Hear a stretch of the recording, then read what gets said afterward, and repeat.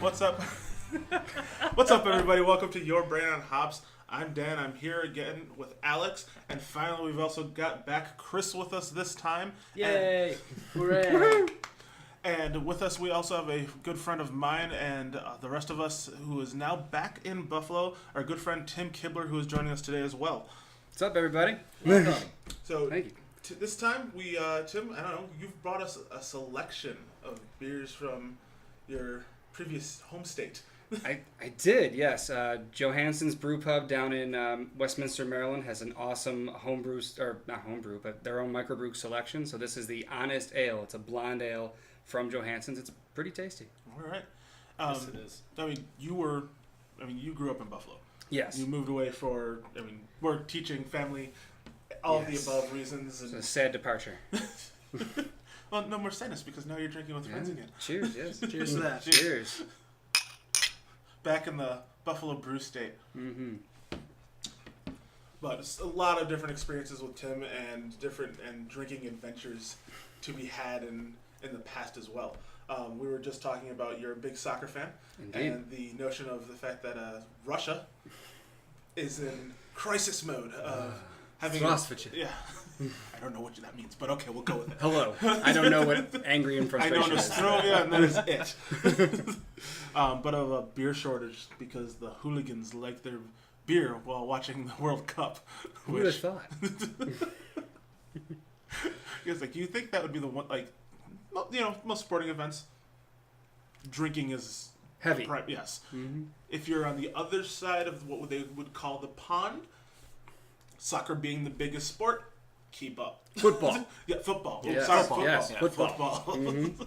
It's football everywhere else. Yes. Except for the Soccer. US. Soccer. I don't know why.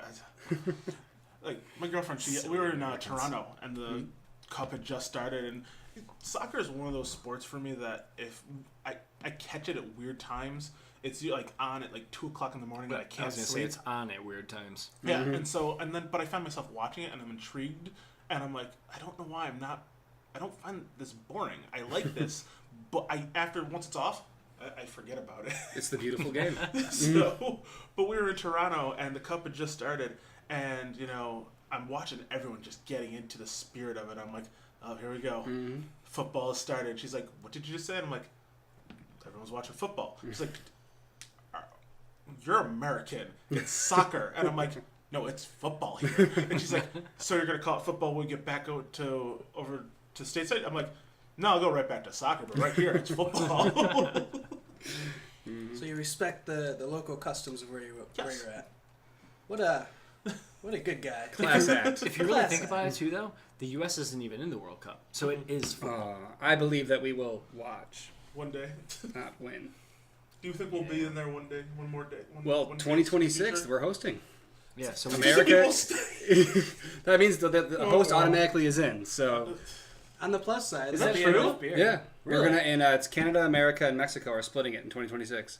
I heard they were splitting it. Mhm. I just didn't know that the host person is who's in? hosting is. It's automatically Huh. in. Yeah. That's kind of cheap. But I guess it's also kind of sad, though, if your country has to put up everything and you're like, we don't even get to go. Where is it in 2022? Qatar. Qatar. That's where. Oh, that's right. No, they said that was absolutely ridiculous, though. Oh yeah, because they have to do it in winter. Because But it's too even darn then- hot. Well, 122 degrees is a bit much for 122 soccer. degrees in Qatar. That's like, fair. what the Yeah. fuck does that? But they're building the stadiums in that heat, so people are having a lot of trouble over there. Yeah. Like, aren't people passing I have out? a feeling Oh yeah, dying. labor conditions aren't a huge concern of the Qatari companies in government. Depending how That's much why they need paid to Sepp drink more Blatter. beer while they work. It's true. Keep that hydration up. Yeah, as long as they have the beer flowing, I guess all is well. Do we know where what stadiums they're going to do it here in the U.S.? As far as I know, I believe L.A., Seattle, Chicago, and then east side it's going to be Philly, D.C., apparently maybe Baltimore, and then up in Canada for driving distance to us, Toronto. Toronto. Yeah, because they have Toronto FC up there for MLS. I would gladly go up there for a U.S. game. I would do that. I would. Mhm. I already told my friends down there. Soccer I'm going fan, I back. would just go for the experience. Yeah. I'm good. Where's your spirit? Plus, I feel bad taking a slot of somebody who might actually enjoy it if I just wanted to You know go what? up there and not enjoy soccer. I have this Fair feeling enough. tickets are going to be so goddamn expensive that I'm not going to be able to get in. But I would probably go up to Toronto that weekend to just enjoy the atmosphere Oh yeah. at any bar. Just That because atmosphere around soccer is always, or I'm It's sorry, just football Yeah. is always incredible. Well, before we were recording, we mentioned Max is in Baltimore. That's where I watched one of the last U.S. games. And just being in a bar, nowhere near, it was in, I believe the World Cup was in Brazil, but just being in the bar with everyone cheering and screaming and chanting, even though no team could hear us, it didn't matter. It was awesome, just cool to be around. They heard you in spirit. Yes. All right, Just like the Rebels do in Star Wars when I cheer then, too. That's right. All right, let's get into something because you get to experience something that only a Buffaloian wishes they could have dreamt of. And I remember after you moved to Baltimore, Super Bowl, you move, they win. Yes. You're downtown in the middle of it. Mm-hmm.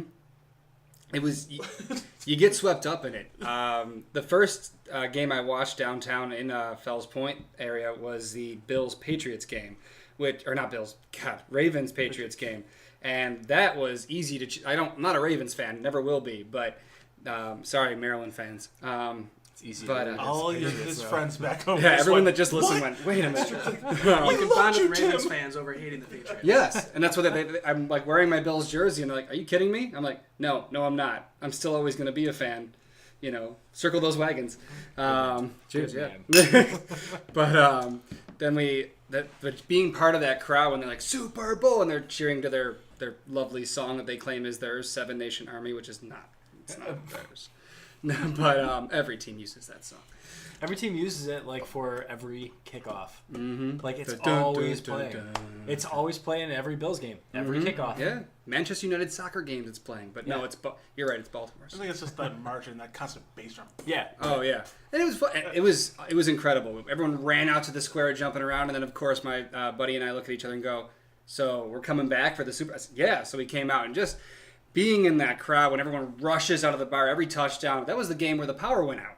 I guess the Yeah, 49ers. right, yeah. And that was all of us sitting there going, I guess I'll need another drink then. What are we gonna do? So we sat there, and then, but yeah, it was hard not to get swept up in it. But So it was just cool. to be clear, when you move to a new place, their team wins the Super Bowl. I'm hoping. Just saying. When the students, join in. when people found out I was moving, and I told them that when we moved down that happened, and the year I leave, the Caps win the Stanley Cup, and they were all like, okay, so the idea is you move back and leave again. We'll have another Ravens win and a Caps win. And I was like, I won't be back to live. I did like it there. I learned to love it, but I won't be back to live there. Well, when I came to visit you, we had an awesome time. We got to go to a Washington Capitals game versus the That's Sabres. right, we did. The amazing thing is how many Buffalo fans are like in pockets of every Oh, yeah. town. Oh, yeah. Everywhere. That's like, I know, but we're Transplants. Buffalo, that's it. And so we're at a Washington Caps game, but half the stadium is still Buffalo fans. And, but Washington's just giving it right back to you. Like, come Oh, on. yeah. But unfortunately, I know you for the Ovechkin fan that you are. And then this year, the Golden Knights versus Washington Caps, and the Caps fucking win. And I was so just pissed off because I don't like him. I just think he's a douche. But Agree to disagree. but being so close, once Fight, again, you're like fight. Stanley Cup. You're like for you, that's two Fight teams. on mic. You leave Buffalo, and two teams then win in your I know. state. Well, hey, Sabres got Darlene. Maybe they'll do something this Yeah. year. Bills with Josh Allen. We'll see what we get. I hope they don't play him. So we just Hopefully bring- not. You're hoping for not right Peterman away. with 7 interceptions? I'm sorry, but Peterman, he got a rough. He did. He got He a did. rough start, and I blame the coaching staff on that one. Agreed. Because how do you put in a rookie quarterback, his first game ever, against the best pass rush in the NFL? Come on, give the guy a freaking chance. Yeah. Throw Tyrod in there. At least the guy's mobile and can get out of the pocket. He might have had a better chance. And then the second half, what happened? The whole second half scored enough points that we kept up. We were down by the same amount at the half that we were at the end of the game. Tyrod did not do anything to bring us back, but he also didn't cost us the game. True. Yeah. Fair enough. We just turned into a sports podcast. We did. We'll save that for Aaron. Yes. New segment. But yeah, back to the notion of beer storage during a sporting event. I mean, what do you do? You're at a Sabres game, a Bills game. They run out of beer. You don't have any beer. Well, it depends. What time of the year is it? Because during the winter, when it starts getting real cold, my winter Bills games, I'll have a beer when I get in. After my first beer, maybe 2 beers, I go to hot chocolate. Okay. Hot chocolate beer. Do you spike your hot chocolate? There's no way to do that. You can't bring Called a anything flask. in. Yeah, Well- good luck. You have to get one of the plastic that's right. flasks. They've got the metal detector, the full scanners now, Yep. don't they? Actually, Dan and I both have flasks in the shape of old school Nintendo cartridges. Yes. They're made of And they're plastic. Somebody questions me, I'm like, it's a good luck charm. Mine No. is called Metal From the Gear 80s. Solid. Jeez. So we have options. Yes. Fair enough. You guys got to come to a game this year then. Yeah. So in Russia, I'm really curious if they're like, okay, we're gonna have a sports event. Let's stock up on drinks. What do people drink? People drink vodka. So they just have stores of vodka everywhere, and they're like, why is no one drinking vodka at these games? This is literally our national drink. Yeah. You think we could do something with it? Why do they want this beer stuff? Well, Anheuser-Busch, they're a sponsor, and they're like, yeah, we're even running out. Like, and all these breweries are like, there's just a demand. We don't know what to do. It's like, drink the vodka. Yeah. Beg Ukraine for Yeah. some. See what happens. It's like, someone's probably over there. It's like, we're in a beer storage. Grab all the vodka you can, take all the barley, and just start pouring it in, and we'll see if we can make a concoction that kind of tastes like beer and is higher proof. So we'll give them smaller portions and charge them more. There you go. I mean, east of the Rhine, beer production is mostly like Germany. That's the biggest beer producer. Yeah. So if they Right. want more beer, they're probably gonna have to Well, start. the other importing one that from they were running Germany. out was Heineken. Heineken, which I don't know if they're part of Anheuser at this point, or they their own. It was They're their own. Okay. They actually, I think they bought. Heineken and Who'd they Guinness. buy recently on the West Coast? Was it Lagunitas? Might be. I believe so. So yeah, Heineken, Guinness, Anheuser, and I was surprised that I didn't hear any about. Well, no, the Russians bought Pabst Blue Ribbon, but I don't think they. It's they? not a. Yeah, it's owned by some Russian company now. Yeah, it's no longer American. Poor PVR. Yeah, So so back every hipster support local. You're supporting the Russians. That'll probably increase its hipster cred, actually. Yeah, probably. Supporting the Russian working class. Better dead than red, I say. God. True American. But back to this stuff. Yeah. I mean, Johansson's, they are probably the best bar. Not probably, they're definitely the best bar in Westminster. And in You've got friends Carroll back home County. listening. Remember? I did. That's what I'm saying. I said, if you haven't been there, get there. But they have a good tap selection in general of guest beers. But they just brewed a New England IPA, which was meant for this podcast, but didn't happen. That is very tasty, yes. You drank it, didn't you? No, they filled me with this instead, because I think Laura might have said it wrong.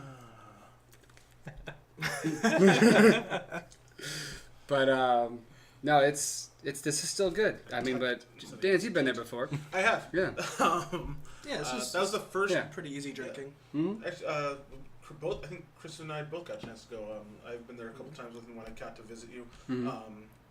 It was, and it's a nice place. Like it's kind of that cool place. It's that dual split level. Up top is their nice restaurant, but still old woodwork, a bunch of taps going around the entire place. You can sit down, get a meal. But then if you go, I think just on the outside of the door, if you go to you go straight down the stairs. Down under. Yep. Go under. Old arcade, video games, pool table, tables, yep. basement, fried foods, and it's just like this.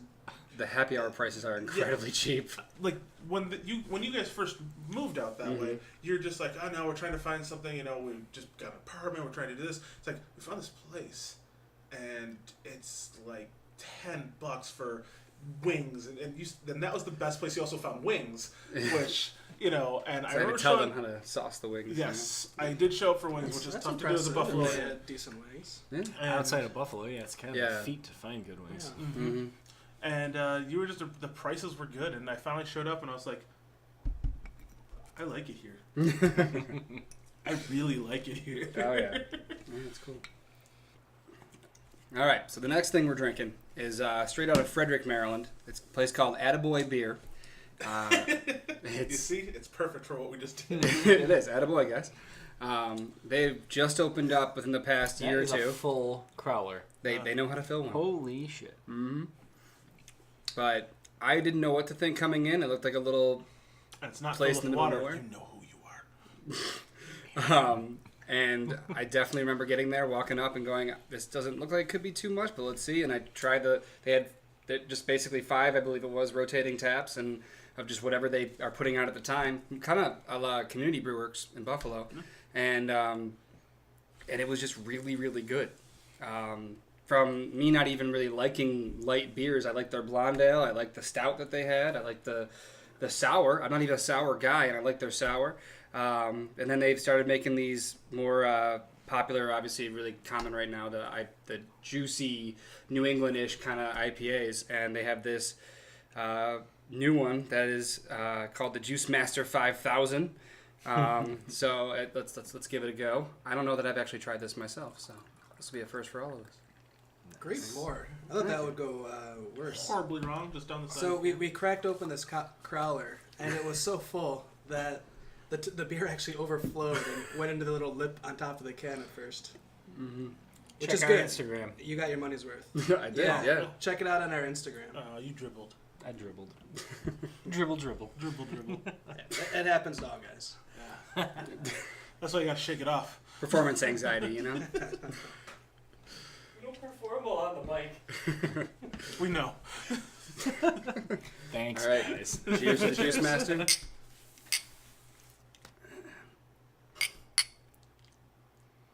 Ooh, smells great. Yeah, it does. You guys got that juice smell right at the start. That's tasty. That's Aptly very named. good. Yeah. It's like a glass of What's the alcohol awesome on orange this? juice. I don't even know. I love the fact that their can just has beer. I get like a peppery character, like an alcohol pepper. Mm-hmm. Attaboy beer deck. Like it's just such a. It's It a takes nice. me It's a back. nice label. Just remember when you look at old beer cans Mhm. and you used to see they don't have like any curve to them and they're just straight little pop top and it just was so basic and it just reminds me of that. Like if you looked at a cartoon and someone went to go get that beer can or something, it just said beer. This is the Juice Master 5000. Yes. It is 8.3% ABV. Well, there we Yeah. go. Uh, Delicious. Doesn't taste like it's even over IBU is 8. not mentioned, but it's just solid New England. Mm-hmm. Yeah. There's been an uprise in just trying to get that New England right and just doing the best you can. And I don't know. It used to be just who's got the best IPA, who's got the best, and I'm kind of waiting for someone to just. I'm kind of at the moment where I'm going back. Mm-hmm. West And Coast style? No, not West Coast. I don't want bitter. I just kind of want a clean IPA. Okay. Just a nice classic American. Were you Yeah, ever like into a clean IPA? I remember at first you were It's all the about real bitter. You were all about this stanky bitter West Oh, Coast. yeah. No, it's- And then Every The stone enjoyed scratchier on the throat, the better. yeah, well, like abrasive. You loved it because Yeah. the name was so apt of the abrasive Yes. style. Of But it. it was the best thing I had at the time. Like the biggest names that you kept hearing were Heady Topper, Pliny, and then someone brought in the aggressive from Surly, and I was like, whoa, and I loved it. And then I think I literally just blew out my palate with this trying to go over the top, and I'm like, you know what? I'm like, I find it now when I drink so many of them, I get almost like this off taste in my mouth that I'm looking for something clean. And so I'm now reverting back to just want a standard IPA or a pale ale or something that's well balanced, has a good hop characteristic, gives a little flavor, but it's not gonna overtake everything. Right. It's balanced. Like a Bell's Two Hearted. Well, Two Hearted was recently reaffirmed as the solid go-to atypical IPA. It's fantastic. It's the BJCP style guidelines. It's the classic example of an American IPA. Mm-hmm. Well, there is some room in. So I mean, geography plays a huge part in beer. So you have West Coast styles, East Coast styles IPAs. I mean, there could be like a Buffalo's right, or not right in between there, but they are between there. Has its own culture. Maybe this is where a clean Rust Belt IPA. Rust Belt There IPA. you go. Oh, that's perfect. I don't know if people want to drink something that says rust in it, though. I forgot who just put out It's a worked out Buffalo for IPA. Flying Bison. That's Rusty true. Tree. Well, there's a couple out there. I think Flying Bison has one, doesn't it? Don't they? No, they actually call it like. There's a name for it, but then I think the actual like style name on the bottom actually says Buffalo IPA. I forgot who did that. It might be. A hint of hot It sauce. might be Resurgence.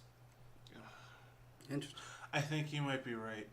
Because it's the cone head. They call it the can head. That's Oh, what the it is. can The head, can yeah. head. You're right. I just read that Buffalo Bison's he got his own beer. Yeah, that's cool.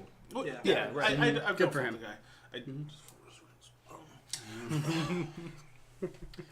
So is that a like a truly kind of different style of IPA that they're going for, or was it just kind of a play on? I have this no has idea. a Buffalo name. It's I have no for idea, people but in Buffalo. it's Okay, something other than to going look up or into. down and mixing up your hops, and I know there's a lot that goes into beer, and I don't want to shoot anybody down, but when it comes to IPAs, and I'm trying to figure out where do you go? Yeah, I mean, but Where do you go from here? do you think, I was wondering this, do you think that the rise of the New England style across the board, is that largely to how limited, like, Heady Topper and Treehouse Brewing, for example, are? Because that's what I was thinking. As soon as I started, like, finally someone cracked the code of what a Heady Topper was and we can have more of it. But they're not Headies. They're all I think different. Heady really came down to the yeast. It was Yeah. the yeast that really accented those hops. Mhm. That Every London beer, Free, I'm finding where it yeast, started, water Conan. plays a huge part in it. More and more, I'm finding like it was talking to somebody, just ran into him on the street. He's a huge beer guy I run into occasionally, and we were talking about Sip of Sunshine, and Delicious. And the one day I had a can. It wasn't an old can or anything. It's now available in Western New York, and you can get it pretty easily. And I cracked one open and I just drank it, and I was like, "This doesn't taste like I remember it." And he goes, "There's something off." And he's like, "I think they changed the water profile." And he's like, "The water will do everything to your beer." And Water is the base of every beer. Like, So you don't recommend getting your brewing materials and dunking them in Lake Erie and trying that for a Buffalo well, the IPA? surprising thing is we actually have really Well, good water technically, here. I you're just probably gonna wouldn't do boil that. it? Yes. That's So true. it's going to be fine at the That's end. true. That's true. The flavor profile? Yeah. Lake Erie, maybe not so much Buffalo, but Buffalo City water is actually really good. It's really good for dark beers. Yes. I work for a plumbing supply company now, and the thing is, I'm learning how to do water testing. And it's kind of really interesting of just having to learn how, and like, it's amazing when someone will give me a sample of water, and immediately you smell it, and you're like, whoa, and you can pick up the chlorine, the sulfur, you start to smell, and you know what you have to do to balance it out, or, and then when someone brings you something clean, you're like, I don't know what's really wrong. And they're like, okay, we just got to make sure the system's good. There is actually, I read an article recently that in Vermont there were some issues with wastewater from breweries getting, because it was being poured, and apparently the water filtration systems that a lot of municipalities have set up, it just wasn't prepared for that, and also restaurants dumping. It wasn't just breweries, but because there are so many breweries popping up, especially in Vermont and New England areas like that, that it was starting to be an issue, and there were some like studies and laws that might have been considered about how to dispose of that, or so much spent grain has to go this way instead of just dumping it, stuff like that. I mean, a lot of the spent grain doesn't get dumped like down drains. It's mostly the actual beer that doesn't make it into the fermenter, or just other little bits and pieces here, but it's considered food in the sewage system, and a lot of places actually need food in their systems. So one thing that most breweries should be doing is making sure that wherever they're setting up, that sewage system can actually handle the amount of food that is going in there. That, or if you want to recycle it, you can always find a use. I mean, some places will take it as feed. It's Oh yeah, I mean the grain.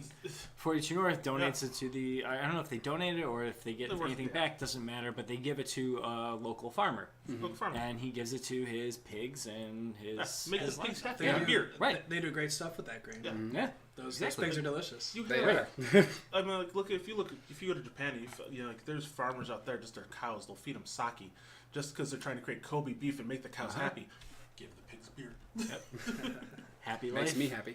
Good beef. But you mentioned, Chris, the hurting of like the water systems and everything of the runoff, and it just made me think of the article today. The 9,000 barrels of the 9,000 barrels of the 1792 whiskey, bourbon whiskey place in Kentucky. Their entire sidewalk collapsed, and they lost 9,000 barrels out of their 20,000 barrel warehouse. crap. And Yikes. then the second report came out, and they're like, the waterways it's killing the fish.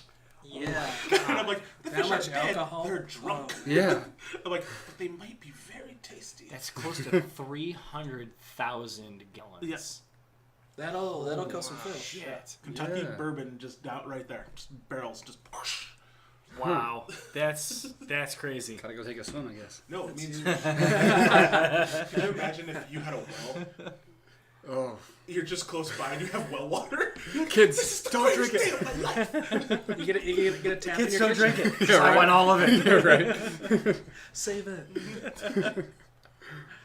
So going back to where do IPAs go next? One thing I thought of that I've been seeing a lot of recently is the milkshake IPA, where Yes. they add That's what I was gonna lactose. say. Mm-hmm. I think that's really gonna. I mean, right now it is taking off. A lot of breweries are doing at least one, but But is I that a think that's style, or is that just going into the new? You're still in the New England category. You're still in the of- New England category. You're just trying to take it in a different direction trying- by I- adding lactose. They have a really unique But- taste to them. They I do, think but they're you know what creamier. though? There's a lot of New England style IPAs out there that already use lactose in there. Yes. So, like, is it truly a new style? Maybe because people keep putting milkshake on there. So maybe it is a new style that people are just going to keep doing milkshake. But like, if you think about all of them, what are these milkshake IPAs?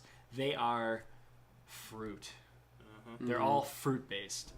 So it's just another specialty, like fruit forward New England style IPA. Yeah, but a lot of them I've seen have been more outgoing with the fruit rather than if a New England IPA, the fruit will be citrus like usually. I mean, and there are variations of course, but that's usually what it is. For these other milkshake IPAs, a lot of them have just been really out there. Like what? But because of like strawberry or peaches, stuff that I normally wouldn't typically associate with just a well-made standard New England style IPA. See, peach I think is pretty. When it comes to New England style IPA, that London 3 or the Conan yeast, it knocks off a lot of peach esters, like that comes from the yeast. So Peach, it's a lot of orange, the hops are pineapple, kind of Grapefruit. accenting that, and you're controlling your Little bit. yeast to get that. I'm not. Whenever I have like that New England, that juiciness, I found it when I had a really strong IPA or citrus forward. I get a lot of grapefruit. But when someone gives me a supposedly New England style, I get more tropical flavors. Tropical, and melon. the melon comes out. I don't get the grapefruit that I normally kind of associate with certain IPAs out of it.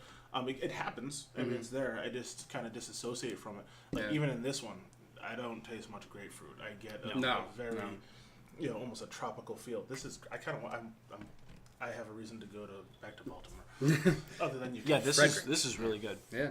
Maryland. Sorry, Maryland. So Frederick, Maryland is where Flying Dog is. Isn't Yep. it? They have a really good brew tour. I've been on it. We actually we'll be drinking one of theirs later. Oh, nice. I love their beer. good Yeah. shit. Yeah. I try to get as much of a mix as I could. The speaking of milkshake beers, though, Monocacy, however they pronounce it, brewing in down in Frederick, Maryland. They were making a milk, and they had a skim milk IPA style, which were actually pretty good. I prefer the milk over skim, and that goes with milk too. Shout out Aaron, a friend of mine that works there. But yeah, they make some really good beers, and we're having they have a Goza that we're going to drink later too. Oh, Nice. cool. Very cool. You, Chris, and I, we came to visit you. Actually, that was the first time I think you and I were the closest we've been to Dogfish Head, the tasting room down there. Dogfish have you been? Ale House. I Yeah. have. Okay. And, to the ale house, though. yeah, right? the Or ale to the house. actual I've been to brewery? the actual brewery in Milton, I Delaware. Not to know. It's how awesome. sorry. It's so cool. Yeah, it's And really cool. The free tour. Yeah, And samples. right. Like, okay, where do I pay? Oh, no, all the samples are free. Oh, what? Seriously? I will take a tour every day. Yes. How often are you open? What are your hours? I kind of want to try their hotel. I really do. Oh, I really do too. Yeah. But now they've also got a bus.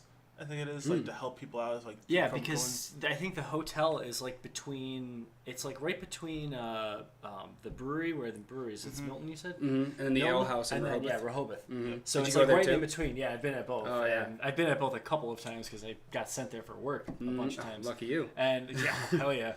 And the second they were like, "Hey, you're going to Delaware," I'm like, "Where in Delaware?" It's not a very big state. I can find my way. Exactly. There was one time I was 45 minutes away and I drove there 3 times. Nice. I don't. That was a good move. Yeah, well I'm like, done. yeah, I have easy access to it. Why not? They're going to the ale house is really cool. I don't know if it was the beer talking or what, but one of the best burgers I've ever had was at their ale house. It was Their fantastic. burgers are really good. Okay, good. It wasn't just the beer, or maybe it was Their for both of fries us. were really good too. Yeah. Oh yeah. Was it just I remember the standard fries. I burger? just don't remember like what I burger, got. lettuce, tomato, onion, or It was like there was bacon and cheese and stuff on it, and some kind of sauce, I think. But whatever it was, The it thing was I was awesome. actually They had most a- disappointed in. I think it was a barbecue burger that I had. Maybe that was what I had. The barbecue sauce on it was just like delicious. Mhm. And wasn't it? It was It- infused with one of their beers, wasn't it? Yeah, Yeah. right. It was like this close to making me forget there was bacon on it. That's how It was good hard it to was. do. that is very good. I'm very much looking forward to your Brandon Hops Delaware podcast. Yes, that should happen. Can I join? Yes, Yes, you absolutely. can. So my boss has he's been into craft beer for a while, and he actually, speaking of Dogfish Head, he had a fun anecdote that when they like early 2000s ish, he went to Dogfish Head Brewery, and like at that point they were still growing. It wasn't as big as it is now. So there was some tour that was finishing up, and he gets there like halfway through, and the guy's like, "Oh well, you know, whatever. After the tour, I'll hang out," because there was time. The tour was like half full anyway. So then after, like, he got to join. Then afterwards, the guy took him over what he missed, like on a private thing, because they had time. He went back like 5 years, like 2007, 2008 ish, and everything was packed. Like you could still get a tour right away, but everything was packed, and there's a lot more people there. And then he went back, I think, like a few years ago, and it was just crazy. And like obviously at that point they had expanded a lot. They added a lot of the new stuff that they did. Don't be mad at Calgione for so just getting kinda too big in his britches. Oh, I want not him to get mad. bigger in his britches. So just seeing it like progress like that over time, and even just going to visiting the brew house was kind of neat. I think at the time when we were there, I think they had just started talking or starting to brew the chicha beer that they occasionally Yep. do, and I really wanted to try it, and I was like, "It's not." I'm like, "Oh, I'm not gonna be here." I was like, and I told people about chicha. that beer, and I'm like, "I've never actually had chicha," and I'm like, and that's not necessarily sterile. At least when Yes, it Dogfish is. had. They boil it. It's fine. No, I mean the original recipe. Yeah. Not Oh, Dogfish. yeah. Right, I yeah, mean yeah. The original, what they actually do in Peru. Yeah, in it's Peru. not exactly. I've never had that beverage, and I think I would be willing to try it. But there's Same. some. But as soon as when you tell someone what chicha truly is, it's essentially chewed corn beer. Yep. And you're spitting into a Chewed corn. chewed corn. Spit. Yeah, saliva. And the notion of your enzymes are breaking this heavy starch down. Yep. But they literally went through and they hit it with the science. They're just like, whose mouths are clean, who's doing what, and we even have to take this, and we have to separate. There's centrifuging bacteria. I don't know what the fuck is going on in this beer, but they're taking the essence of it and they are doing an ancient ale, a true form. Yep. And I'm like, that is cool. Yeah, that's one of the awesome things about them is that they try and keep it to what it should be and what it was, and keep that moving forward on a commercial scale, so that we can all experience it without having to go to Peru. Although I would still go to Peru, but Yeah. you know what? And when I think Peru about is gorgeous. you know what I actually say to that though, I look at that it's a corn beer. We all know who likes to put a lot of corn in their beers. I'm like, so if you're gonna drink it, at least drink chicha. So the whole idea of it being a chewed corn spit beer, when I was I may have told this on the podcast before, but when I was at Great American Beer Festival, I went up to the Dogfish table and they had chicha on the menu. So I'm standing in line and I'm looking at the menu and I see chicha up there. And I was with my dad and I'm like, we gotta get the chicha. And he's like, what's that? And I'm like, don't worry, you want to try this beer. You will never have this beer ever again. Yep. So you need to try it now. He's like, all right, fine. So we get up there and I'm like, 2 chichas. I get them. We walk away and I started sipping on it and I'm like, interesting. He takes a sip and it is a little on the sour side, a little tart. Mm-hmm. And he's like, oh, it's a sour? You didn't tell me it was a sour. I'm like, yeah, I didn't tell you a lot of things about this beer. And he's like, what do you mean? I'm like, yeah, so the way they make this beer is everyone in the brewery takes this blue corn and they chew it and they spit it into buckets. And then they actually take the sugar out of all of this corn that was pre-chewed. And he's just looking at me like, I hate you. Did he finish the glass, though? No, he doesn't like sours. Yeah, that was the problem. That was the issue. Yeah. All right, I revised my answer. Next style of IPA to take off, Chicha IPAs. Chicha Corn IPA or IPA. Chicha Sour? Chicha IPA. Okay. Huh. Let's Alex start, has his thinking cap on. let's start chewing some corn. See, that sounds like too much work. And from watching the video of all of the people in the brewery doing it, it seems like it fucked up everyone's mouth from chewing all of that raw corn. You need a lot of corn to do it. Yeah. And the thing is, when you're in Peru, these people are making maybe a growler full. It's Right, not, yeah. You're not doing barrels. Right, of- they're passing it through baskets of And what's you're it called having- to strain it out. And And I so how much are they really getting? Yeah, but even then, I think it's almost like I think it's almost like a village kind of experience. You have a shit more ton people involved than what Dogfish is producing. So I think it's just old timers that chewing it like tobacco. Like, and like, oh, there's the local chicha bucket, and then some lady probably comes picks it up and says like, and this is going to this barrel. It's wild because while it's sitting there, it's already starting to ferment with all the wild yeast. Well, it gets that, and then it's like as soon as you start. Oh yeah, I don't really know how it works. It's Aliens. That's it. yes, we'll blame the aliens. aliens. It's their gift to us. Machu Picchu, Chicha. Yep. Well, I mean, That's how it works. Once enough people are drinking chicha, they're gonna come back. Yeah. well, it brings up the point, like just that notion of fermentation, of how it came to be, of things like beer and all those things. It wasn't; these things did not come because we wanted an alcoholic beverage. It was a way of preservation, and it was because you couldn't drink the water. That's why you did these things, and we've lost a lot of the knowledge of what certain things have been done in the past. And something like chicha, how did someone come to be? It's like, I'm going to chew a bunch of corn and then just want to rye one day. I look at things like cheese. The easiest form is probably I think it was camel's milk.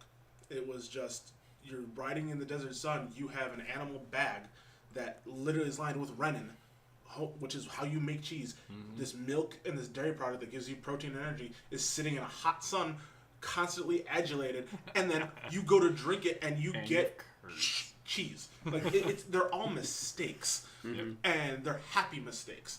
And now in the future, we're like, they're delicious, happy mistakes. But now you also don't know, how do you go back? Like, certain forms of bacteria and yeast strains, and you're trying to get the truest form of something. There's no record of it.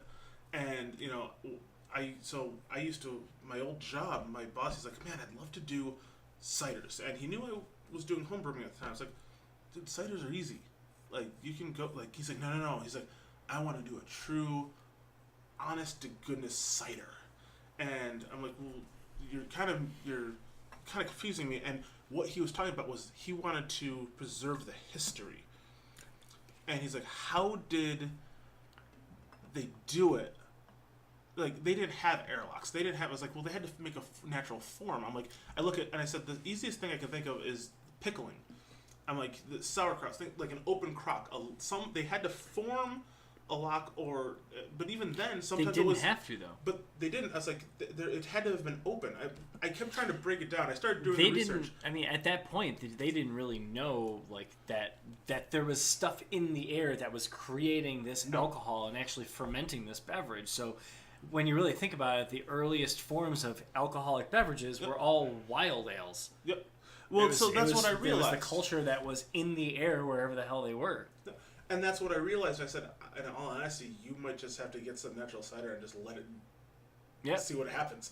And I'm like, don't do anything. Don't pasteurize it. Don't, and like, that might be your... I said, you may want to put some cheesecloth over it, maybe, and see what happens. Yeah, so Keep nothing some gets things in there? Something gets in there. Because he's talking, he's like, man, I just want to try and see if I can recreate. I was like, you may go blind. I don't know what's going to... there's a reason that we can control things now that, he's like, yeah, I don't want to give it to my kids. And it's like, you should give beer to your kids. He's like, a little bit. I'm like, it's like, if you're making homemade ciders, let's not, to history's sake, they couldn't drink the water. You have safe water, okay? Hence the Black Plague. I think the best way you could do that, though, I thought that was because of rats. That's how it spread, but Okay. they resorted to drinking beer, and that led to some people being buried alive. This is where the history teacher in me comes out. So they would, you remember the Saved by the story of the Saved by the Bell phrase? Okay, yeah. Yeah, where they would bury people that were passed out on the street, and then they ran out of space to bury people because it's the plague, and they'd dig up the coffins, and there were scratch marks on the insides because people were freaking out because they were buried alive, as anyone would freak out. So they started tying rope or string to people's wrists and putting a hole through the ground up to a bell. So when they woke up, they'd start shaking and it would ring the bell. So they would be saved by the bell. Science Creepy, wasn't right? at its heyday. No. Hence, I'm a history teacher, not science. Yeah. How do we... can we check him in some way? Nope, he's not waking up. Right, I heard there's something inside. Nope, we don't check anything. Nope, that's not it. How On creepy to the wake guys up. that would watch over them, the graveyards, to check it to see if anyone came around. Their shift was called something you've heard before, the graveyard shift. That's where the term came from. Was the guy that would watch over the graveyard to see if it or really listen for bells and pray. I hope that none ever rang. Do you think they just sighed? Because They're then they just gotta like, dig. Exactly On the graveyard show, oh shit, I gotta work. He just slowly clips the wire from the bell. Nope, no bell here. The guy from Monty Python, bring out your dead. No. you think they just they're just sitting there, and then all of a sudden they hear a bell ringing in the distance, and they're like, shit. And they know what plot it is. They're like, C7's ringing. And they just get the shovel, and like, what if you're the only guy there? It's like, I'm coming for you. I'll be right there. This is gonna take me quite some. Like, you've got to be just trying to get to one hole where you can just get some air. Like, It's probably the same attitude we had back in the day at our old place of employment, where they'd say, Tim or Dan to the fitting rooms with a mop. Oh, God. You know what? When they did that, I never showed up. I've seen that guy a long time. It's like, where is Dan? Tim's not even on his shift anymore. I was like, you're right, and Dan's not coming because I don't want to know what's in that that goddamn restaurant. They called two people. You guys have to like Rochambeau for it or They something. just wanted someone to take the responsibility to do it. It was always better when it was the fitting room. Not the fitting- bathroom. oh. It's the fitting room. Wait, why? Just don't ask. Just go. That surprises me. People are dirty. They're just dirty people. That's very true. Well, I I will remember. not cheers to that. Working in a department store is when Dan learned about the depravity of the human soul. Isn't that we all learn it? Food service or being a waitress. The stories my wife tells me about working at another restaurant. I mean, you just stay away from that. Make it your first job, but the first short job you have. You learn to why it's like, it's one of those, like, being a person who loves food and trying to go into that industry. It's like, it's one of my biggest pet peeves going out with people. It's like, don't fuck with the service and the people in the kitchen. Yeah. Just don't do it. And it's like, because they will fuck with you. Like, these are people who are working a lot of hours, not for much. Yeah. They're like, and you're pissing them off. Mm-hmm. It's like, why would you do that? Don't do that. That's a bad thing. Oh yeah, and when your food's late, like I learned a lot from my marriage. One of many things being, sometimes when it takes a while, there's a lot of reasons for that. It might not be the waitresses or waiters' fault. It might be the chef that's taking a while. It might be the amount of tables the person is serving. There's a lot into that. You could have a back order. You could have someone like their line is backed up. You could have someone got kicked off the line. You know, it's one of those things that's like you can't judge there's a restaurant I was going to for lunch, and it came down to the fact that I have an hour for lunch, and I got like a burger. This burger did not come out for 45 minutes. There is, and what it came down to was it was not the cook's fault. It was not the waitress's fault.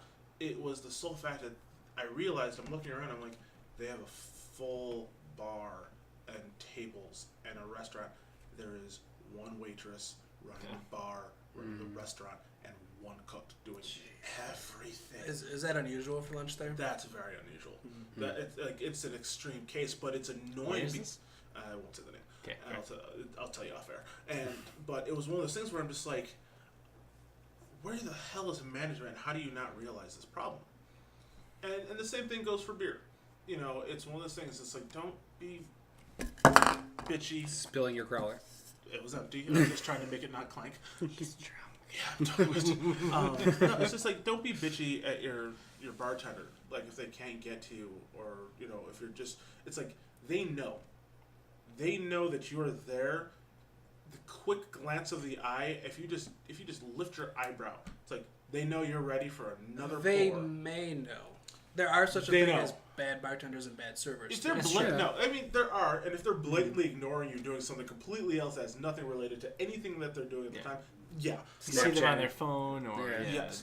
Honestly, they're one just of the things talking that to mollifies me is if they're doing something and I'm clearly at the bar waiting for something, if they acknowledge that, like, hey, I'll get to you in a moment, or hey, how's it going? I'll be right back. Fine. That adds like another 5 to 10 minutes where I don't even care. It's just, oh, I know you saw me and you're doing your thing, so whatever. If they don't do anything like that, and then they might have an order, but it might seem arbitrary and it's they the don't same in acknowledge any you. job. Any service job, to diffuse your customer is a simple thing of just saying, just acknowledge. I see you right there. I'll be right with you. Let me take care of this. And then you're just like, oh, back off. You're swamped. You're at a bar of 100 people. If there's 2 of you running back and forth, maybe that night, okay, 50 people each. By the time you finish, that one person finishes their drink, and you've given that person that one, you get them that guy is probably already ready for another 2. But that also comes down to, like, a lot of customers stand at a bar and say, well, what the hell, these bartenders aren't serving me. Someone's in front of you. Sometimes you have to look around the bar and say, okay, well, there's a lot of people, and yes, they are a little understaffed right now. Okay, maybe I shouldn't be pissed at the bartender when they're serving the guys down there and they're not making their way down to me. It's because there's a lot of people trying to get drinks. Plus, if it's a restaurant where they have to make drinks for people at the tables for servers as well. Exactly. Which is always the case. Yeah, I think it's time for our next beer. Yeah. We're out of beer. You do 20%? Do not. In that same way. That's why I said 10 to 20. Tim, All right, we're back. So, we are back. This is Monocacy Brewing's Goes of Althea. It's a very good goes, and from a style I don't really particularly like. And that's why when my friend, say her name again, Erin, who told me to give it a shot, said they were going to bottle it, I was like, okay, great. A beer I don't really like this style, fine. And then I took a sip and I said, bottle this, because I would drink it. It's good. Hibiscus, coriander, and Himalayan salt. So I'm curious because, well, I just took a sip. I also think it's a very good beer. But I think it's very representative of the Goza style. So if you don't like that style, but you like this beer, I'm curious what you like about this beer. It's probably 3 parts local favoritism. I love the Frederick area. Three parts out of what? I don't know. I'm making up numbers at this point. It's arbitrary. And another part of, I think the style is growing on me. The whole Goza, sours, all that kind of style. I used to just I was always IPA, stouts, and then anything else is fine. Whereas now, I don't know, my brother-in-law has got me into, or we've been, tried some more sweeter beers, sour beers from, what's it called? Southern Tier. They have a few really good ones coming out now. And the Cherry Goza being one that I really like out of there. And then this one again, I went back and I tried it again, and I said, yeah, I gotta have more of it. So I figured I'd bring it up here. All right.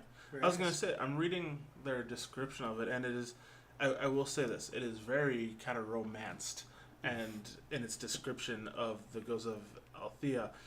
And as I went through it, I kind of want to tell them that you might be trying a little too hard. Oh, with their labels? But no, it's a beautiful label. I like what it looks like, But I was reading, it's like glowing with the pink radiance of a branding iron. It's poetry.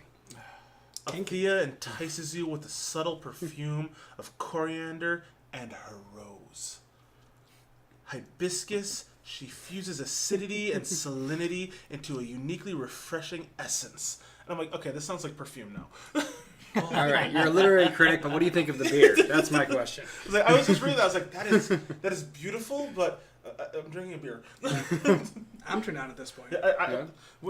It is a little turn-onish, I will admit, and it got me with her rose. Oh.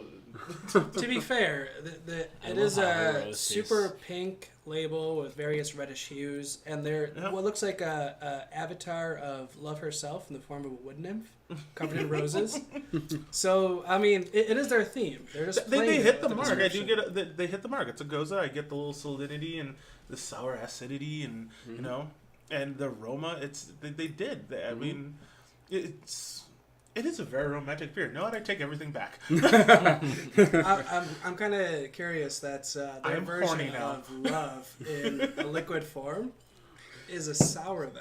Mm. Yeah, I wonder if that's telling about the whole Tainted idea of love. romance. Who broke your heart?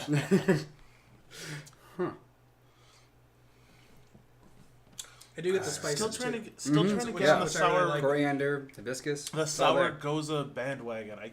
And it's not even a bandwagon. It's just one of those things that's a taste preference. I think at this point, and they can be very refreshing in the sequential ale. Oh, Dogfish. that's so good. That's actually a decent beer, and it kind of it's just nice and it hits you. But I have found certain gozas and sours to be very turn-offers to me in terms of refreshing when my mouth starts to get chalky and I get that lemonade mouth kind of thing going on. I'm like, you too much. See, it's interesting that you said lemonade because lemonade is a famous thirst quencher, especially Not in to hot, me. warm weather. Not to me. It's always been known for that, but I never find Depends it on the refreshing. type of lemonade too, like who True. makes it. Because Is it the kids' lemonade stand or is it the Yeah. country time powder stuff? What is Yeah. it? That's Is true. it If the it's fresh that, squeezed? Yeah, Newman. Newman. it's that kids' Oh, lemonade Newman's. stand, and they're amateurs at it. And you're like, What is this go back shit? to school, You kids. start kicking the stand over. Failures. stay in school. Let me call the government so they can tax them on this. Just a strike glass. That's actually being a thing. People are getting their lemonade stands shut down because they need a business license. Like, poor kid just wants to make a quarter off a cup of lemonade. Come on.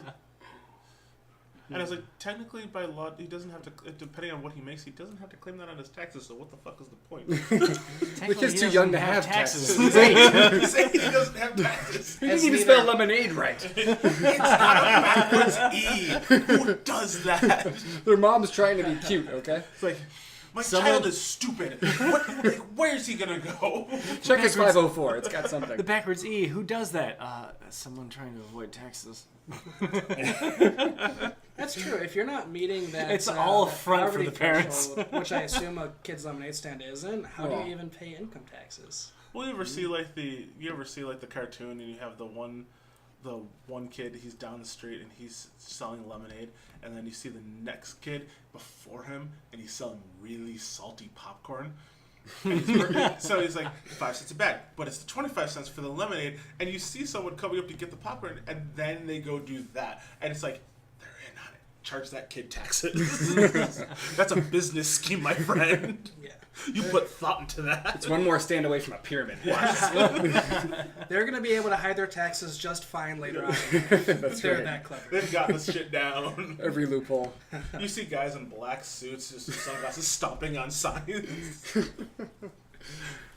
So speaking of sours, this summer I've actually been quite into sours. Once the weather turned about around April-ish, quite quickly it turned. Oh yeah. That's a Yeah, light I've switch. been very into sour. And actually, Anderson Valley, their various gozas they make, which are all quite good. Ballyhoo and Buffalo always stocks at least one brand of, or one type of Anderson Valley.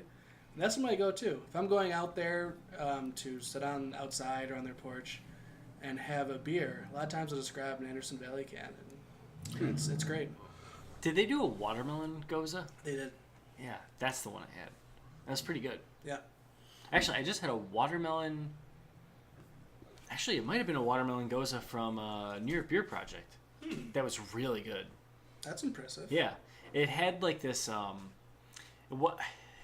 wasn't necessarily tart, but it was like fresh watermelon, and then it ended with like a bitterness that like mellowed it out or balanced it out. But the bitterness kind of came down to like biting a little too far into the watermelon, where you get a little bit of rind in there. See, I like that white area, like you bite into that. It's like a cucumbery. But that's the thing. It was good because like it reminded you of actually biting into watermelon, eating watermelon, like all the way down to the end. So here, it was really good. Was that this year? Yeah, I just had it yesterday at the Buffalo Brewers Festival. I gotta go back to New York Beer Project because they've upped their game, and I gotta give them a second shot. Their Hawaiian, what was it called? Hawaiian Destination. Yes. Yeah. Just had that this past weekend. It was fantastic. Yes. Good stuff. And their food was great, too. It was the food first place, Yes. after moving back from Maryland, it was the first place I got wings here. Made the mistake of not specifying I just wanted simple hot wings, and I got their hot wings. Whew. But they were fantastic. It was a nice kick in the face to go, this is what I was missing. Exactly what I was missing. I'm glad they're hot or that hot, actually. A lot of places nowadays, I'll get their hottest wings, and they're kind of hot, but nothing too crazy. This is puny to me. Bring me more. Exactly. This will not put hair on my chest. It's like a thought bubble comes up, and Dan's The right hair there is going back saying- into my chest, actually. This is weak. Retracting what's going on. So this brings me to a point. So you're going to Gozas, Chris. So summer's here. What's your go-to beer? And what even a style? Like I've found myself like I kind of go, even though IPAs are great, I'm not a big, and I'll grab one no problem. But they're always usually sessions, the all-day IPAs. But what I'm really kind of liking are the saisons, and surprisingly enough, I'm loving Oberon, the American wheat ales. Just something easy drinking. It's On that note, you're going with saisons. Yesterday at the Buffalo Brewers Festival, the beer of the festival was saison. So everyone brought a saison, and then it was people's choice of who has the best saison there. 42 North, Treaty Saison, took it. yes. Nice. Yep. Hometown. Yeah. East Aurora. Good for them. Good boys. Yep. But okay. I haven't been able to get behind saisons yet. I mean, I don't dislike them at all. I enjoy a good saison, but it's never been. If I've ever chosen a beer, I've never chosen a saison really. Actually, back to 42th. I mean, they just came out with the Kolsch in the cans, which I was at the Roycroft Festival today. And they were doing tastings, and it was just and I was like Kolsch, and it just goes back to that just light, so easy drinking, and I'm like, I love that. So, and I've always said it's just one of those things that sometimes you need a beer that you don't have to think about. Yeah. And Definitely. those have brought me the most joy sometimes on a hot day. I'm not looking for big hot flavors, and I'm like, no, I want something that's refreshing and just doesn't make me think because I'm too damn tired and hot. For me, I think that's where New England style IPAs like hit home with me, like because I think about them at first, and then they're like the character of the hops that's coming through and the body and everything like that. And I always dissect a beer before I really start drinking it, but like it's always a style that like it's juicy and it's flavorful, and usually they're pretty easy drinking. So for me during the summer, I can just put them back and not really think about them. So Especially 6 later, and you're feeling terrible. Or great, depending on where you're at the night. Definitely. Well, that's the thing. When we talk about that New England style, that's when I start to get that blown out palate, and I get that I'm like, I'm trying to just go back to something that's basic, and I'm like, because then I can't taste anything, and I'm like, I'm not enjoying it as much as I would have if I had just had one. And that's so the New England style. Well, first of all, I've never gotten that effect from it, but also it's so because of that juiciness. A lot of times they can hide higher ABV. So you're not like if it was a different beer at those higher, like a 7 or 8%, you might notice a little bit more and hold off a little bit more. But with the New England style, it could be a 7.5% beer, but it's still super drinkable and tastes like juice. Right. So it just goes down even quicker. Yeah. Well, when it comes to juiciness, we have the who did it? The juice. Old First Ward. We did the taste testing of Old First Ward versus Big Ditch versus 42. Oh yeah. And you guys had gone 42 as the most well balanced. I went for the one that was juiciest, and literally it was because it reminded me of orange juice. That was the hashtag mashtag. This is the hashtag mashed, but it was still one of those beers that like all of them across the board. I found I'm like, this is delicious. This is the one I'd love to drink more of. But when I say more of, I have a cutoff point. I'm like, I want to go for a second one of these. But if I start having third, fourths, and fifths, or 17ths, I'm like, yeah, okay, I'm done. I think that was one issue at the recent Thin Man party. Yeah, the summer solstice. I don't think any of the beers that were on tap were under 6%. It wasn't just the alcohol. Yeah. Everything was it was a nice warm day. Everyone's outside in the sun, and you're putting back 6% beers all day. If I'm they had doing the Pilsner, but I think it was 5.5. Okay, yeah. So that might have been the lowest one. Mm-hmm. But then at like multiple times throughout the day, they released they had a special release, and all of those were higher. It started as I forgot that they did the sour, the juicy, the raspberry, the Minky Boodle. Minky Boodle. Yeah, Minky Boodle milkshake. I think it was. It was like a smoothie, and I think it might have come out at like 7.5. I could be wrong. But then the next one was the porter, came out at 9.5, and then they threw their stout out at 7, and it was at 15%. And it's like, guys, we've been drinking all day. Shit. Nobody needs that at the end of the night. Worst part was, if you're a beer lover, their stout was delicious. It was good. I mean, we drank it still, but it's like I was Ubering. Yeah. Was it?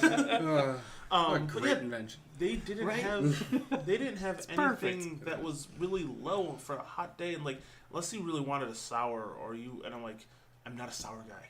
And the Minky Boodle is pretty good though. The Minky Boodle was good. It's weird, but because it has like thickness to it. It's you feel like it's kind of like drinking orange juice with pulp. Speaking of pulp. Speaking of sours. Quality. Yeah, speaking of sours, what do we have here? What we have here is from Burley Oak Brewing, which is I've actually never been down or over there. It's in Berlin, Maryland. They have Sorry Chicky Dry Hop Sour Ale, which I have never tasted. This is a first for all of us. I saw the label. I thought that sounds interesting. Let's go for it. We'll try it after the goes. Sorry Chicky. Funky. That's what I got from the smell too. It's a funky nose on it. Oh yeah. This can also has some really cool art on it. A lot of color. Check our Instagram for more details. Whoa. That is certainly unique. That is vinegar. I didn't even taste it yet. Now it's just ruined it for me. Sorry. It actually smelled really good. It smells fantastic. But when you just said vinegar, I'm like, I'm done. I'm getting Try it. really sour fruits, lemon, maybe even. Well, they even lime. say down there they love their sours. So here we go. Yeah.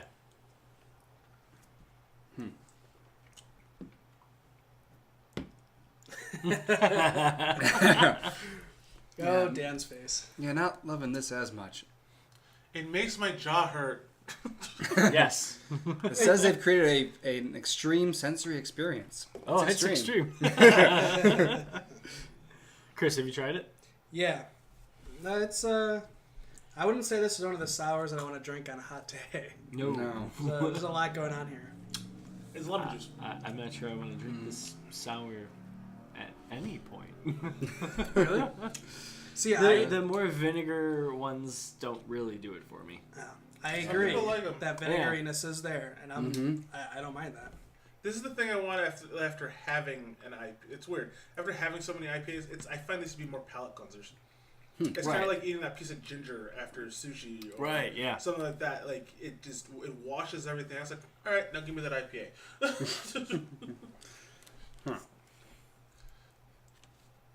And that's what sours were meant to do. Well, they can't all be winners. But every beer has its time and place. I'm trying to get through this. Dan, wasn't the beer that got you into craft beer a vinegar beer? Yeah, it was the Duchess. Yeah. It had a sweetness though. That's the thing. It's one of those things of having a balsamic like reduction versus drinking anything of white vinegar. You're getting something different out of it. So don't hold me to that. Duchess is a world of its own. I haven't had a Duchess in forever. God, I gotta go back to that. I think I was introduced more with the. Luckily, I didn't drink a whole lot or at all until I was 21, and my friends got out of their, those other beers you don't really talk about anymore because they're that disgusting, and they were into things like Sam Adams seasonals and. Okay, I'm gonna throw you under the bus though, because I recall. Yeah. And I remember I'm bringing this up because it's the one beer I could not drink out of their sampler pack. Oh crud! If I recall. Oh no, you remembered. If I recall correctly, you had a thing for a certain beer, and it was the Sam Adams Cherry Wheat. Crap! You were not supposed to remember that. Oh God! Yes, I did. My beers of choice were definitely Sam Adams Cherry Wheat, the Pearl Street Dawn Cherry Wheat, and You had a thing for cherry wheat beers. I did. Well, I'd still like Cherry Coke and things like that as far as pop goes. Yes, pop, not soda, Maryland people. But Sam Adams Cherry Wheat tastes like cough syrup. it does. I can't drink it anymore, but at the time, that's what was weaning me. It led me to better craft beer than that. Although Sam Adams has its place. Yeah. Yes. The Letter Gateways, and Sam Adams was a big one, but it was never the cherry wheat for me. But the funny thing is... Keep throwing me there. Well, and all beers do have their place. And cherry wheat I'll just, put it in lies perspective with this women. way. So, at the time when I was in college and I hit the drinking age and I'm allowed to bring beer up to my house and I'm buying stuff for myself and everything, and I'm buying a Sam Adams sampler pack. Sam Adams, the cherry wheat was always in the box. And I'm like, it's just a waste. And I'm trying, but I never wanted to drink it. Then you met me. I gave them to you. That was the best part. It's like, Tim's here. You get to drink these. Ooh, okay. So then, moved out. My sister moved back to my house, and she's cleaning out the closet into my parents' house, and she's cleaning out the closet of my old room. And she's like, there's these old bottles of beer in the closet. I'm like, what? She's like, are they yours? And I'm like, and I go in there, and it was the bottles of cherry wheat I never drank, and they were the old golden red labels, not even the blue. Geez. That's how old these things were. And I'm like, I wonder what the hell that tastes like. They're like, it probably is Robitussin at this point. Jeez. So I know you guys are still finishing your beers, but I'm trying. I couldn't finish that personally because I can't do that vinegar character. But I have to say, thinking about it now, reducing that down and making a vinaigrette for a salad could actually. You're talking to a guy who be pretty good. does barbecue, and I use a lot of apple cider vinegar for things. And I literally have a solution of stuff for when I'm spritzing things down in the smoker, and I've sprayed it into my own mouth, and I'm like, ooh, appley. This is this is slow for me. This is my last swan song. This is our rapid fire round through the 6-pack. May as well just bring the whole thing out and just keep cracking them. All right. Do that. And I'm going to wait for Tim to come back so he can tell us what this is. I like that. A Black- rapid fire round. Black Flag Brewing Company. Back to the IPA. Yes, this is one. I was very lucky. My wife, for Father's Day last year, as I usually do on Father's Day, asked to go to a brewery. Decided to let us drive out to Columbia, Maryland, out to Black Flag Brewing. And there wasn't a lot that I truly loved, but this one was their flagship beer, and it was really tasty. It was very, again, what we were talking about before, the standard go-to IPA. It wasn't over-the-top bitter. It wasn't super fruity. It was just a good, balanced IPA. So, cheers, boys. Excuse me. Cheers.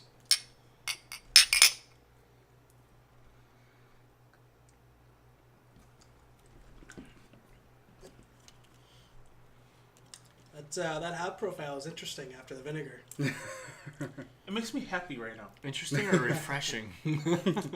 It's I like refreshing. It's one of those things that's malty, but I'm not getting blown out by hops if I was having in New England. Or I'm not getting that tropicalness. It's just a good... Yeah. I'm getting more bitterness than I think I would if I wasn't coming off. I'm not getting bitterness because of the sour we just had.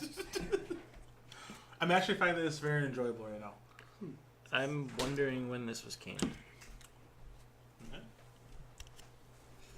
Yeah, it's a nice place too. And I It's wonder- not hard to get to.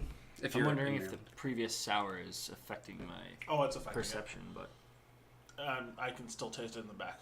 The sour is totally taken over. you finished yours though. Yeah. I took a couple of sips. That's their flagship. I'm getting a cardboard character at the end of it, like a stale character.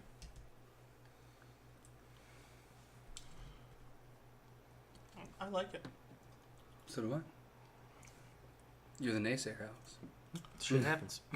Well, I'm kind of with Alex, but since I've also finished mine, I can't tell if it's from having that sourness on the tongue or if I'm just tasting the same thing no matter when I'd have it. I do know. So I do know there's a couple places like, and I'm hoping when Chris gets out of work, he will invite us at his next run. Cause I am jealous of you of where your building is because you're next to so many places. But I would love to take Tim to Pressure Drop.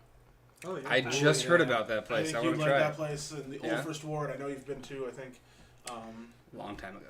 but it's a place. I mean, beef on whack, wings. I mean, but their beer is good. It's all in that distillery. And Yeah. They had a New England style IPA last night, and it was called Scratchy. ooh. It was really good. They It was had some really good. son of a bitch. Oh my god! The thing is, it was a pilot batch they created.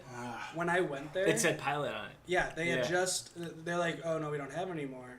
So I guess they had. Well, I mean, it makes They were sense they saving it said for some. the Brewfest. I wish I had gone for that because You know what? They're doing more and more, and they're doing so well. I have not had a bad beer from them yet. No, Like Yeah. I have, They're just and not good. even. I have not had a bad beer. I have not had a beer that I was like, yeah, I could drink this all day. Like I haven't had a beer that was under that yet. they're just good. They're Yeah. Old First Word is that hidden gem, and I love it Yeah. because not everyone is just crowded. And it's like, yeah, stay and do your little things over there. I'm like, I'm gonna go find this guy. a lot of their beers are higher ABV too. They have very few that are below 6. Pressure drop. Pressure Oh, Okay. Pressure Drop, yeah. I bought the cans of Sticky Trees the other day, and I was like, I love Sticky Trees. Oh, nice. Yeah, I just was looking into who's going to be at the Buffalo Brew Fest, and I was thinking about it, and I saw that one on the list, and I said I had not. I try to stay up on the new ones that are opening up, and that was one I had not heard of before until The one then. that just happened this weekend, correct? Yes, Okay. which I missed. When is the? They- It was a lot of fun. Yeah. And the way they did it at Canalside this year was really good because they had like this big open area in the middle. They had vendors, which I was on one side, and then it was vendors, and then they had a two-piece band. It was a father and son acoustic guitar and what are they? Not bongos, but like a large set of bongos. I forgot what those drums African are called. drums? Or Yeah, just like I don't know what the Sometimes- hell. I don't know what I they're know what you're called. talking about. Yeah. But then on the other side there was more vendors, and there was a farm to pint little setup. So it was all like like all New York State beers over there, and then on both sides there was two big areas where they had all of the breweries. So you were like you walked in and you were just encapsulated into this area. And it was a really nice setup that allowed you to get around real easy and really just hit every brewery really fast Nice. and be able to get to what you wanted to try. And people brought some really good beers. What's the one? 42? No, not 42. 4 Mile. Pineapple mango wheat. The pineapple aroma that came out of this beer was insane. It smelled like you just like cut a pineapple right down the middle and you just put your face in it. It smelled so fresh and delicious. It was great. I was going to ask you about that. When you said fresh, that says I'm like, is that extract? No. No, you don't think Nope. so. You think No, they just went for it? the brewer was there, and I asked him like, how'd you get the pineapple and mango in there? He's like, it's actually pureed pineapple and Okay, mango. Puree. Wow. Okay. Yeah, I love a good puree. That was one of the ones that really stood out to me that I really enjoyed. That and then that watermelon from New York Beer Project. It was great. Is this the first year it was at Canal Side? No. Second year. So this year it was at Canal Side. Last year it was at the Outer Harbor. The year before that it was at Canal Side. This was either the third or fourth year. I think it was the fourth year. And it was at Canal Side the first 2 years. Then they went to Outer Harbor, and then it went back to Canal Side. I gotta go. I've missed this thing 3 times now. It's probably my second favorite beer festival here in Buffalo. What's your first? Beerology. Oh yeah, hands down. I Beerology love is a Beerology. great one. I can't It's wait to so finally much go. fun. That's kind of honestly one of the neatest things about moving back. Make yourself from a Maryland. regular, and maybe you will. I would love to be a regular if I get the invite. I'll be here. By the way, listeners, this is Tim's tryout cast. Yeah. So if you like it, leave comments. Leave comments. Oh Be God. brutal. If my friends are listening, they will be. So, I want all of Tim's friends to just start commenting. They sound like good people. They're lovely folks. They are. Till they comment, then you're all awful. You heard him right there. Destroy him. Tim, please respond to the rumor that you hate people. Actually, people don't I do love it. people. Do it. All right, next you one didn't up. hear the This, of the beer. Tim already opened it. on the Black Flag Brewing Oh, yeah. website, this flagship IPA, it's very succinct description: citrus and dank aromas and flavors paired with a muted bitterness. Yeah, simple, straight to the point. Yeah, that Yeah. sounds very 100% correct. Knew what they were doing when they wrote that. I thought it was just like when I look, I just realized the can of just the top. It's like I saw flagship. I'm like, oh, this is their flagship beer. No, I didn't take the count that no, they're literally calling it flagship IPA, and Yep. that's the name of the beer. And I was like, Which blows my mind that hasn't been taken. yeah, Like, no one's ever thought to just call it flagship IPA. I don't know. I remember that was a particularly trying time when we went to the brewery, though, because Landon was just getting into, when kids go from walking to, oh, I don't have to do this anymore, I can run, and he was just a handful at the brewery. he's in the brewery tank. Yeah. To which I'm looking around like, I can't be the only. Nope, there's a couple other dads there with their kids. I'm like, it's Father's Day. We all wanted to go have a beer. But all right. So as they mentioned, I opened another one. Our next one up is Flying Dog. We mentioned them earlier. They're another one out of Frederick. You can tell a little. Now again, where we lived was very more west, central Maryland, but west of Baltimore, so closer to Frederick. So I had a little more. Interest in that area, and Flying Dog is definitely one of the big ones out of there. It's called the Alpha Initiative number 2, which is part of their pilot IPA series. I had the number 1, and then I brought a 6-pack of this home that a couple friends that I worked with, one I worked with, and then her boyfriend got me as a going away gift. And I really thoroughly enjoy it, and hopefully you guys feel the same way. How was number 1? Very good, but this one I liked better. I thought Yeah, I saw it's- Sweet Baby Jesus over there. There is. I definitely hid that once. I thought you'd see that and go, oh no. No, I'm okay with that. You know him I was so gonna well. do something. There's nothing wrong with that. I just wanted to take a quick picture with Tim for you. Ah, gotcha. All right. Rapid fire cheers. Yep. I'm fine. Where did you hide it? It's back in the fridge. Mm. This one I definitely share with my brother-in-law. We were enjoying this one thoroughly. It's not bitter, or as bitter as you'd expect from an IPA. It's just tasty. Seems like there's some sweetness there. Where am I going here? I'm trying to make this work. Are you taking a photo of me or a It's selfie? backwards. I'm going to have to reverse it. If you want to take the picture, Chris, that'd be great. Yep. So what do we have here? This is that Alpha Initiative number 2. So what do you guys think from Flying Dog? Oh, Flying Dog. I haven't had a Flying Dog in forever. I know, I used to love Raging Bitch. That's their go-to Belgian IPA. It's good. It's really but good. It's I've just, never enjoyed a Raging Bitch.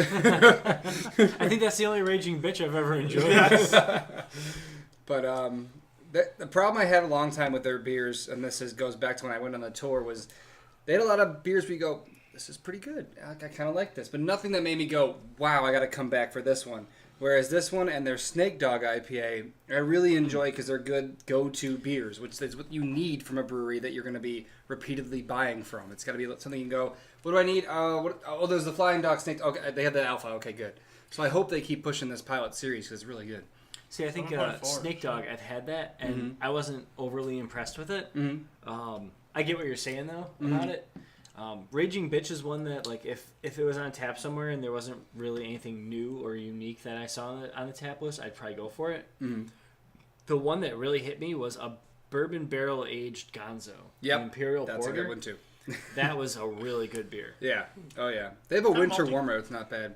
It is a bit malty. Yeah, a little malt. Yeah, it's not as hop forward as you might expect. I'm surprised because they literally said they're using lupulin. Usually I get more of a Lupulin powder. Well, they said utilizing only the lupulin core of the hops on the side there. So I was kind of surprised. Which would, I would guess it's lupulin powder.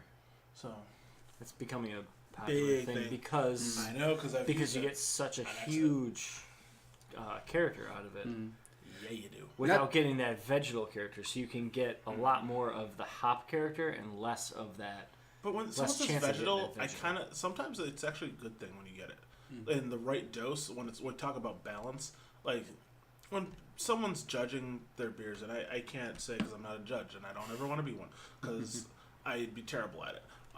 But when someone says vegetal, I don't necessarily think of a horrible thing sometimes. I think sometimes it can actually be a good thing if you pick up on certain notes that are positive, not necessarily. I'm like, if you're talking about wet boiled Brussels sprouts that you're getting, no one wants to drink that. No. If you're talking about a sweet... I like Brussels sprouts. I said boiled, I know. over-boiled cooked Brussels sprouts. Just that over wet cabbagey... something that's not pleasant. If you're talking about like a nice roasted, a sweetness that sometimes it can play well. It just depends on what it's playing well with. So, this tastes very clean to me. Like, and it has a bit of sweetness to it, I think, and it almost reminds me of an ale version of a Kolsch, in that it's clear, kind of sweet, easy drinking. And it's kind of a different form of the main style. Right. Just doesn't have that. I get what you're saying with the Kolsch. Just doesn't have that like crisp character at the end because of that sweetness. Yeah. And not to keep pumping them up, not that was, but the brewery tour there, because I've gone on, Dan, you've gone with me to several brewery tours, and Trogs was a good one in Southern PA. In Hershey, PA, actually. But the Flying Dog Tour was one of the better ones I've been on because they actually let you try the brew, whatever they're currently brewing at the place, throughout the process. Cool. So you taste the fresh wort. You taste the next... you could go on and on and on. They keep giving you samples. And then at the end they go, let's have the cool stuff out of the keg. And then you try your samples right there at the bar, which I thought was kind of a really neat touch. Because most of the time you go, you check out the, here's the mash tun, here's the, where it's being, the fermenters, and then you go and it's, okay, here's your samples. This was, we want you to try it like we do as it's being brewed, which I thought was really neat. Yeah, taste everything along the way. Yeah. Yeah. Because pretty much every other brewery tour is like, oh, here's your mash tun, here's what happens here, and then it goes into the boil kettle, and here's what happens here, and then we take it to the fermenter. Here's what happens here, and then it gets packaged. Here's your sample. And I straight up stopped answering the question when they go, who knows who can name the 4 ingredients in a beer? I'm not even gonna do this. because your wife just looks at you and is like, shut up, Tim. Yep. We know you know. That is really awesome. I wanna go to that brewery now. You do have to schedule in advance. Some of these places, like fair. Dogfish, we came right in somehow and just walked into a tour. And Trogs was similar, but we did Trogs and we did Heavy Seas. Heavy Seas. Yeah. I haven't had a Heavy Seas beer, and I usually only see one. Loose Cannon. Loose Cannon, which is good. Yeah, but they have so much more. And I was like, they do. When we were there, they were starting to just get into their barreling stuff. And I was like, I really hope to see this out there. I haven't seen anything. Their Greater Pumpkin is very good. They have a brew pub there, don't they? That's right near the bowling alley. Yeah. I went there, and the food was awesome. Oh, yeah. The food there was awesome. That's where we got the growler fill that didn't make it home. Yeah, that was a sad day. Spilled. I had their chili. in Alright, the They had trunk. some really good chili. Yeah. So my trunk smelled delicious, but I couldn't drink any of He it. lost the entire Well, you growler. could have. Not easily. It was one of those things where, like, Alright, it was it all had pooled into the well that the spare tire had sat in, and you could see like the residue of oil. So it just made its bad. own drinking vessel. That's all. See, it gave you a way to Yes. drink it. Grab You every just chose not It's to. true. Give If you took everybody your some straw straws. and you stuck it underneath Exactly. the layer of motor oil that was in there, There you go. ever Just so don't gently- drink too hard, or else Some it's part gonna of pull that, down. some part of that has to cause cancer. Some part does. But at this moment in life, what Everything doesn't? causes cancer. That's true. That's true. God, the entire state of California causes cancer, and they're the healthiest people out here. I was gonna say the city of DC. I'm sorry, we're surrounded by how many different waves of Wi-Fi and Bluetooth and everything Oh around God, us. every day. I'm literally Everything dying causes cancer. internally. I bought a product recently, and then the label said something along the lines of, like, in California, this may cause cancer. I thought, well, thank goodness I'm not in California. Have you ever read those labels and you're just like, why only in California? Yeah. What are they doing wrong? So they've adapted, I don't know if it's an EU or a UN commission, but some kind of study like that. It's not very scientific, but basically everything causes cancer. California as a state adopted whatever those people say goes. So that's why. Because they're the only state to have done that. Everybody else says we're going to do what a U.S. or like a federal commission says. well, there's people that want statutes to are put that are trying to get California California to one secede that's from that. the nation now. Yeah, It's like, oh, it's guys, an active movement. You see that one? Yeah. Oh yeah, sorry. guys, As long as there's trade treaties from the country California and the rest of the U.S. that allow for the free passage of beer, I'm okay Yeah. with whatever happens. I mean, I'm sorry, but I'm just trying to get to Canada. That's what I'm trying to do. The funny- This close. The funny So thing close. is when you talk about, I mean, not to go all history on you guys again, but when you talk Bring about in the secession, culture, oh yeah, you talk about secession, everyone always goes, oh, you must be in favor of, you know, what the Civil War was. But no, it's about people's rights to say we're done with this, we're out. That's all it is. Sovereignty. Yeah. Well, yes, but unfortunately, then we brought into slavery, and then shit hit the fan. Yes, exactly right. Yeah. So And from what I understand, slavery was pretty cool. So, for white people. yes. That was for our audio only medium right now. I am not Kanye West. If you get that reference, that was an Archer joke. That was an Archer joke. Yes, it was. Holy shit. No comment. Yeah. Yeah. That was not a real. No. No, we not can good. cut that part out. Holy crap. I was wondering if Oh anyone no, would I'm not catch on to cutting that that. out. Oh, I am not God. cutting that out. I was quoting Archer, the TV show. All right. Bad joke. I apologize. So on to the Sorry, next to the beer. next beer. The next beer from out of Key Brewing. Oh, I'm gonna have Um, to pay for that one. In some way, I'm sure. In this life or the next. We have Key Brewing, I which thought is I'd come back as a potato bug. or a So hot you're plant. gonna A hot plant would make sense. Dundalk Calling from Key Brewing. It's a double IPA. Doesn't have what I typically expect out of a double IPA, but I found myself. I bought a 6-pack with the one we're drinking right now, the Craft Your Own, and I thought, well, I'll buy a 6-pack of the Dundalk just so I can know what to talk about. And I really enjoyed it just as a, hey, it's in my fridge, and, you know, to quote Blink-182, work can suck. And I got exhausted, and I was like, I'm going to crack one of these open. And they were delicious in that sense. It's not anything that's going to compare to your top double IPAs out there, but I just thoroughly enjoyed it. Dundalk What's the alcohol Calling. on it? Good question. I can smell 8%. malt. Immediately I smell malt. It's surprisingly light for 8%. Yeah. Mm-hmm. The back says, enjoy this double IPA, triple Ooh. dry hopped with all Citra. Mm-hmm. I smell it. I don't taste it, but it's nice. Mm-hmm. Yeah, the triple dry hop obviously is going to be more in the aroma, because that's what dry hopping is doing. It's all aroma. Yeah, this is, I can definitely see this beer being put to that use. Yeah. It's you're at home, you're tired, Drinkable. and you just want a beer. It's and drinkable, 8% beer. and Yeah. work sucks, so, you know, Yeah. 8%. I know. If you're drinking a 5% beer, it might not help She you left me get over work roses by sucking the as stairs. much. Where's that sour? The can, too, red, white, and blue, Mm-hmm. which I appreciate, kind of a minimalist design. Mm-hmm. But whenever I look at it, I think of a Molson's can. Oh, yeah? See, down there, the Key Brewing comes from Francis Scott Key, who I'm sure we're all aware of what he came up It's a with. similar, There right? you go. I love the image of what the guy is on this can. Taking a 6-barrel. Is he taking it, or is he slamming it on the ground in anger?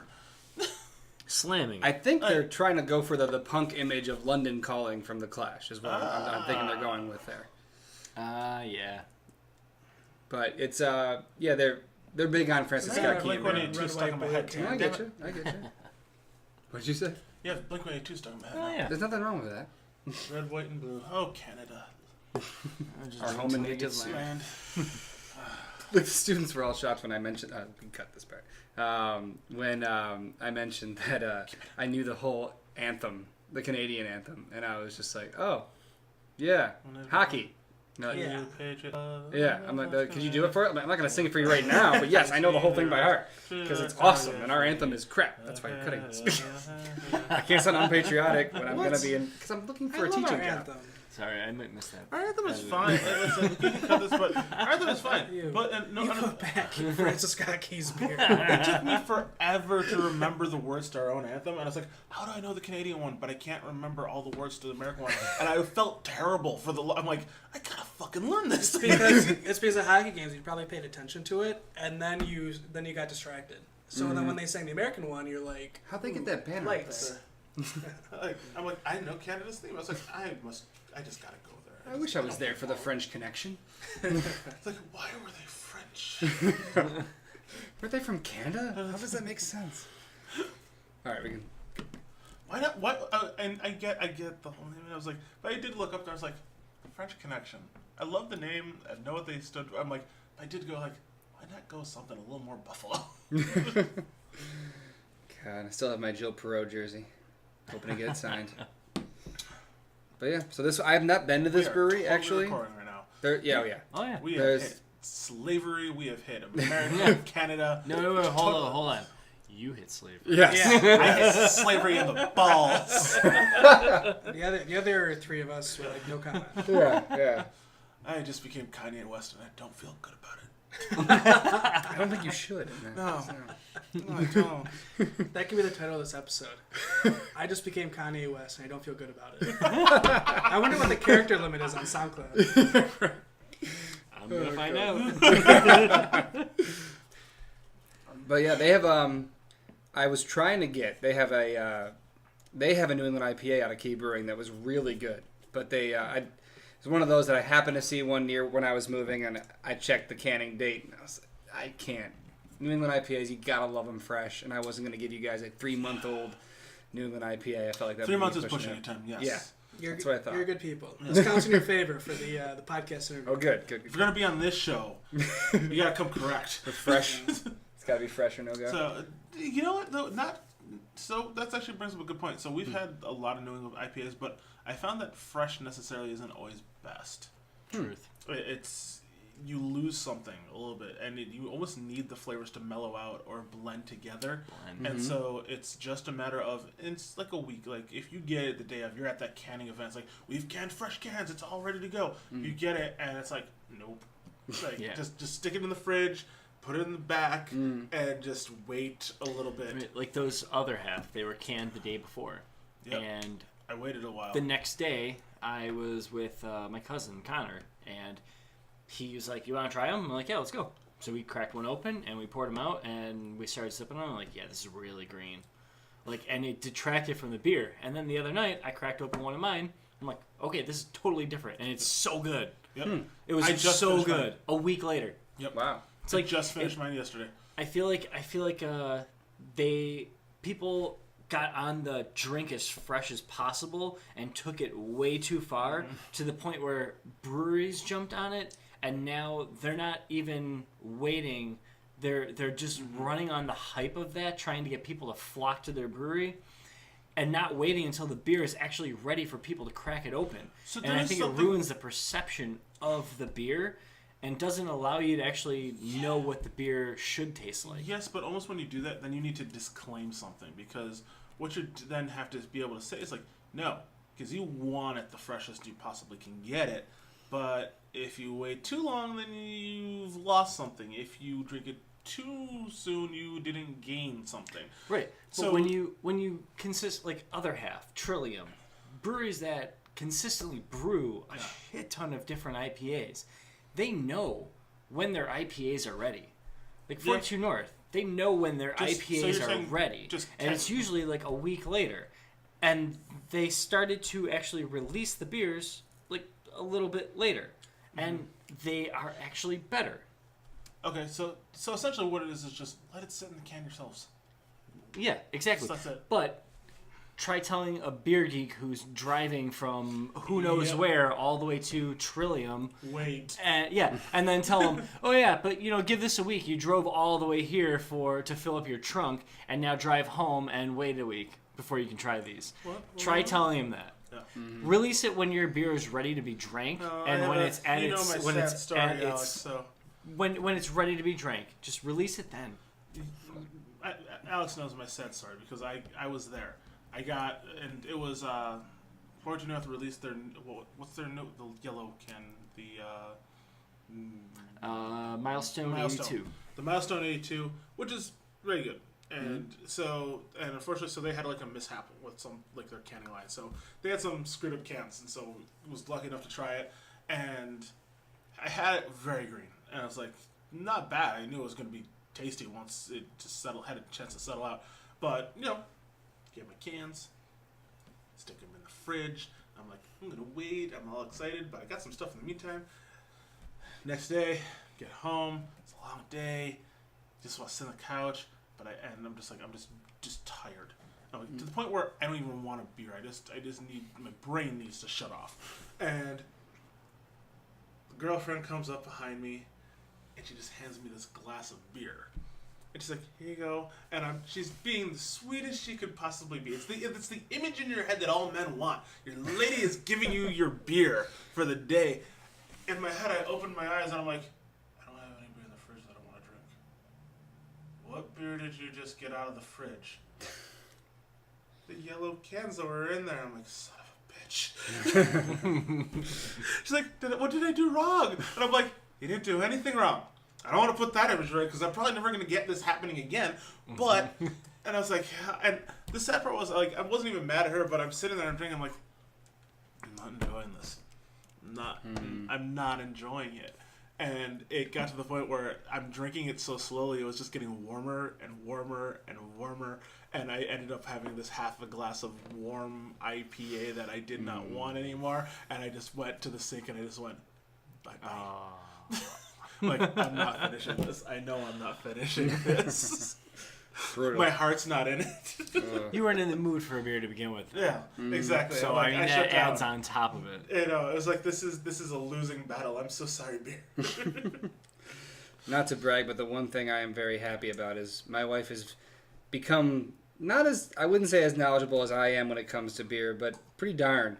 And she definitely knows, like, when there's beer in the back of the fridge that has the bourbon barrel aged label, you leave it in the back of the fridge till there's an occasion to open it, or it's been a sufficient enough time. If it's a bourbon county stout or something of that nature, it's not to be opened.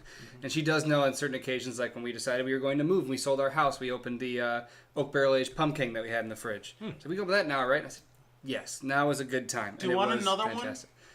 Why, you don't like it? Pumpkin? Yeah. It's great. Yeah. He's just a really good friend. Mm-hmm. I've also got a warlock if you'd like it. Yes. It's all yours. I don't mind fresh warlock. This is not fresh. This is like now at the point of 4 years old. Oh yeah. Wow. That's not yeah, I don't know about that. How about crack it open and dump it? I could. No, but I have the oak aged. I have the. Gotta try. What was it? I have the oak rum aged pumpkin. Yeah, that's the one we had. And I have the rum barrel one, and I haven't touched it. It's just sat on my shelf, and I'm like, I'll get to a point. You let your beers go too long. I've told you, as a friend, I'll help you get rid of some of the beer on your beer shelf. You have people to help with this. Some beer I want to let go for a while, and I have my two beers that are probably running the longest from 2012. What are they? That's the Vertical Epic 2012, and then I have a 2012 Bolt Cutter. No. I think we should do another vintage beer episode You're not touching because I have a couple of beers from like 2012, well, there is 2013 a selection also, of and beer that I'm I trying to kinda wanna get rid just of. drink 'em. Yeah. I have some vintage That'd be good. beers. When are we going to? I may as well I do it try on a and save them podcast. for special occasions, but then I never find the right occasion. Right. And then and I'm constantly getting, why don't you drink the beer you have? I'm like, 'cause it's not ready yet. I'm like, it's not that it's not ready. I'm like, I've had everything on the shelf. Waiting for an occasion. I just don't know when I'm gonna The do thing it. is, if it gets that Because old I to know- the point where you're waiting for an occasion, if they're ripe and like if they're at the they're perfect ripe. age, They're ripened. then opening them could be that occasion. Yeah. Right. Because if you don't and you wait too long, it could Hurt it. be bad. And then you crack it open and you're so excited for this beer and you have a bomber of a beer and it doesn't taste good. I think at it's also all. the fact that like the one like certain ones I'm looking forward to that are high ABV that I've had like you said fresh. We've talked about it before. Buy two. Always try and Always buy two. two. We need to do a Instagram thing as well. So just keep talking. But buy two so you can try. Wait 1 second, man. So you can try the freshest you can get it, and you get all these flavors, and then let it mellow out. See what it becomes, and then you get this chance. How long you wait for it, and if you want to do a run where you buy like 8 bottles of something, and then like every month take a new bottle and go ooh, and make your notes. You by all means. I can kind of generally remember like, oh man, this is kind of. There is a show, an episode. I was still in there. We have an episode we've been trying I saw it and I to was like, oh, okay, I guess I don't have to. do, and we have talked about several times, but the thing is, we realized in order to pull this episode off, we are going to need a lot more people, which means it's a lot harder to record. What episode is this? And I'm getting to this, and I would think people would love to see it because we are going to probably be blitzed by the end, and that is the Dogfish High ABV Green Cap episode, because we have a collection that all of us have started. I got have a fort. 4 in there right now. I got a fort in my fridge. I've got a collection of every single Green Cap, at least 2 bottles each. So of every beer that they've done, but in order to do that, like the 4 of us cannot just sit around drinking this because we'll die. Right. So I say we record this at Chris's and everybody bring an air mattress. Or we do it on a Friday or Saturday night. If it's over the summer, we could just camp out in the backyard. Exactly. Yes, that sounds awesome. So I'm in. Gotta I'm get the invited. right people, and that's something to look forward to because we've always Thank you, said sir. 120 is the best beer. It's I do very love good. it. It's so good. I haven't had it this year though. I did, I just and need it was to say good. 120 because we haven't said it in a while. I haven't. told Chris it wouldn't be a full episode without the mention of it. I learned that. The one that I'm really Did you sad hear it in is every not- episode? Like I did. From being a fan and listening, and now being on the show, it's an honor to be part of the mention of 120. I really wish you would have mentioned That's it. true. That would have been good. Sorry. I heard you mention it prior to That's, recording. that's true. Yeah. So what is it? Higher math. I've let that age out a little because I thought I'm that hope excited it's for better. that. I am Hope really it's I'm better. excited for that one because that one I thought was just like you've got to mellow out. Yeah. Higher math 4. Obviously 120. Do you have a worldwide? I have a worldwide. I have a worldwide. I have an oak age worldwide. Okay, Oh. I'm gonna say that Worldwide Stout is my favorite of that series. Okay. I like it more than I like the I'm missing something. 120. He said it. What happens? What happens now? Someone said they like something better than 120. There has to be, a gong. There Here's the are thing. repercussions. Wait, hold on. You Wait, can't wait, see shh. them immediately. The beer gods have been I upset. don't know the moment. That's ruined. Edited. There will be a gong. Awesome. I don't know. And now I have to because I'm editing the show, and there's just gonna be a pause, and then like, oh, you suck, dude. Dramatic, awkward pause. I'll start trolling the episode. I'll be like, minute 56. There's no a gong. mention of a gong. What the hell? There's no. That beer is a very well balanced beer, and I can only assume that the fact that it's now been aged, it's going to be mellow. And Which it's one? It's Worldwide Stout, and it was already mellow to begin with. So the thing is, though, as a man who, in one night, drank 30 ounces of 120 in one sitting, I don't know when I'd hit the moment where I could drink that much in Worldwide Stout and not just be on the ground, just tired.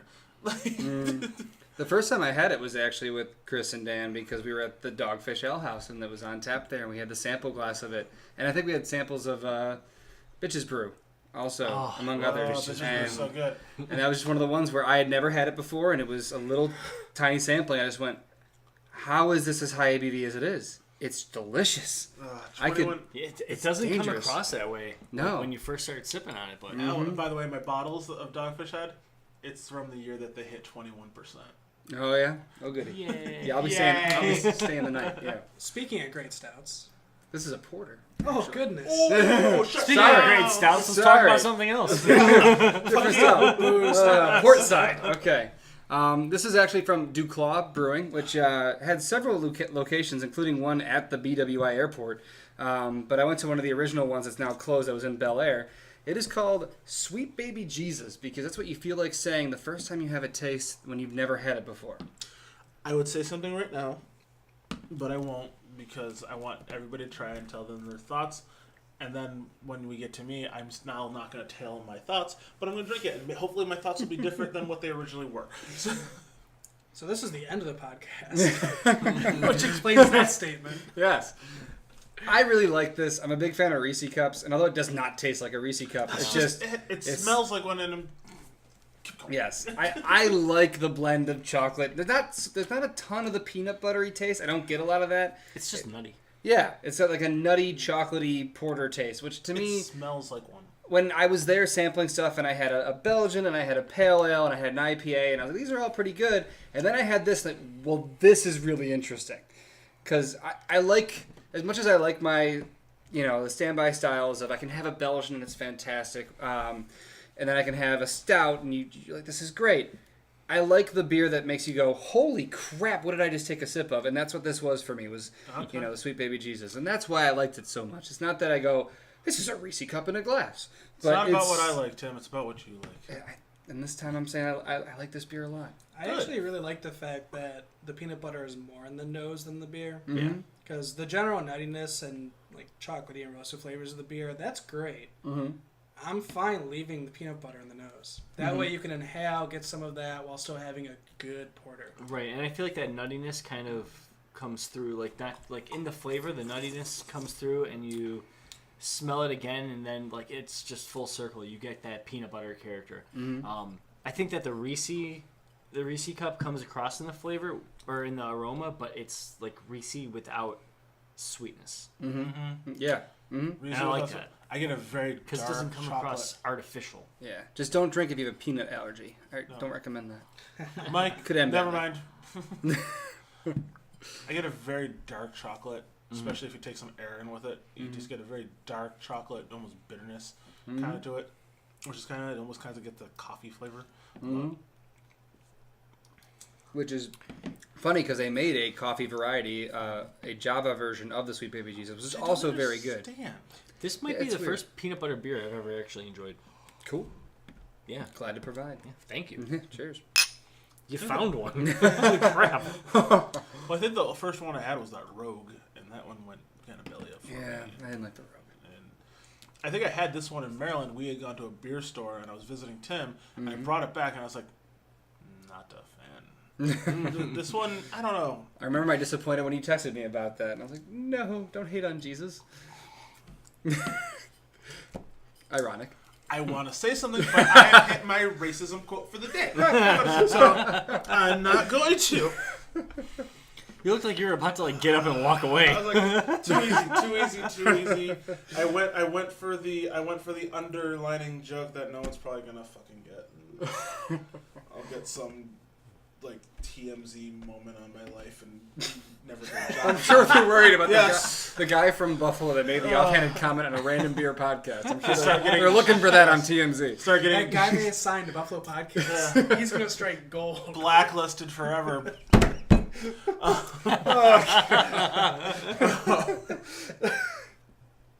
This is one of the last beers of the night, right?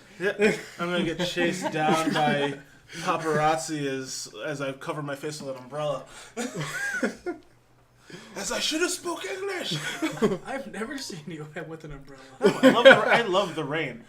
Let's be honest. If I ever got chased down by paparazzi, I would throw my face right in that camera. I would take pictures with everyone. It would just be awkward for it would be unsettling. You have proclaimed on this show before that you would love to have a troll, so that you could face off against the troll. It wouldn't be for face off. I would just enjoy having a competition of something.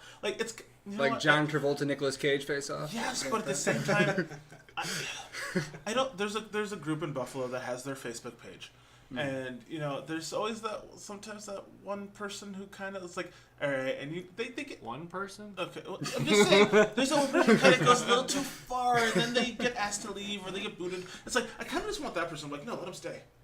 Let him stay. I don't give a shit. Dude, if you got something to say, then you do your own goddamn thing. I'm just here.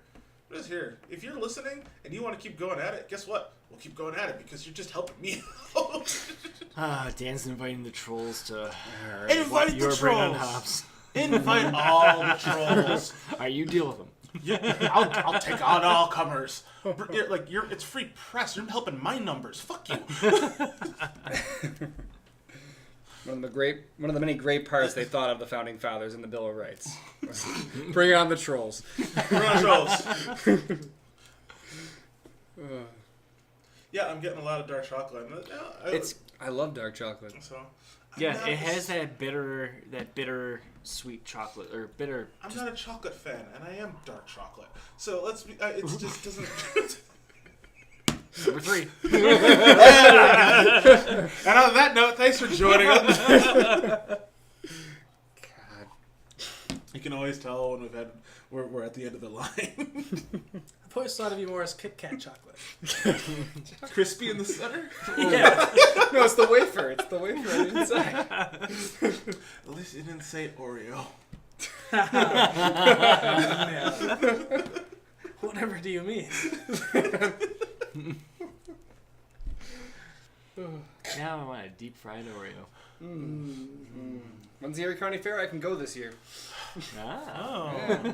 I'm thinking about everything. Buffalo on tap, Erie County Fair, The, Bills games, right. Sabres games. Well, I'm A back. couple weeks ago was the Allentown Art Festival, and my table was actually right across from all of the food. And the guy across from us was so nice. My mom went over there to get a lemonade, and he's like, "Oh, I saw you come from the table. You guys get a discount." And then he came over with a big thing of fries. A little while later, comes over with a thing of deep fried Oreos.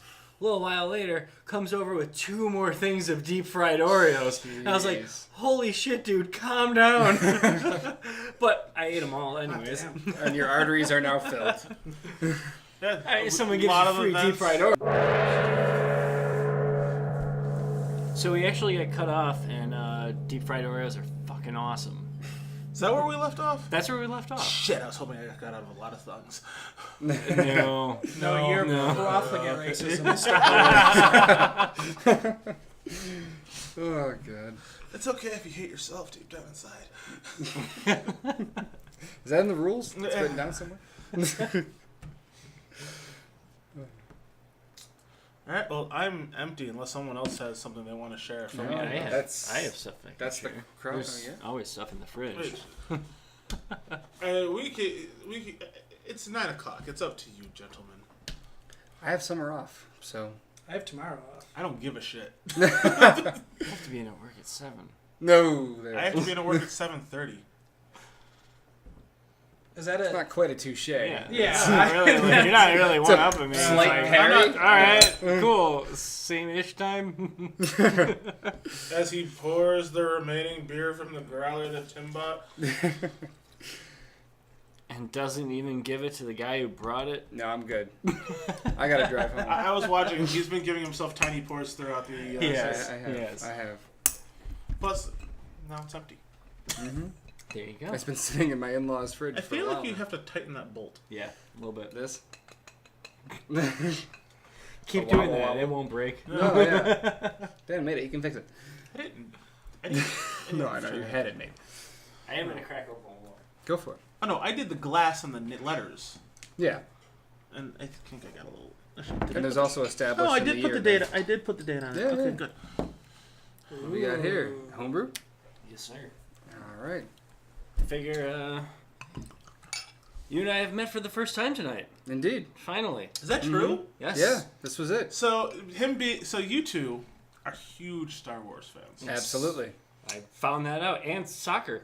Yeah, absolutely. So Football. Alex, what is Alex? I football know you too, probably actually. don't have it on you, but what did you just pour out? This is a Belgian quad that I aged in wow. a bourbon barrel.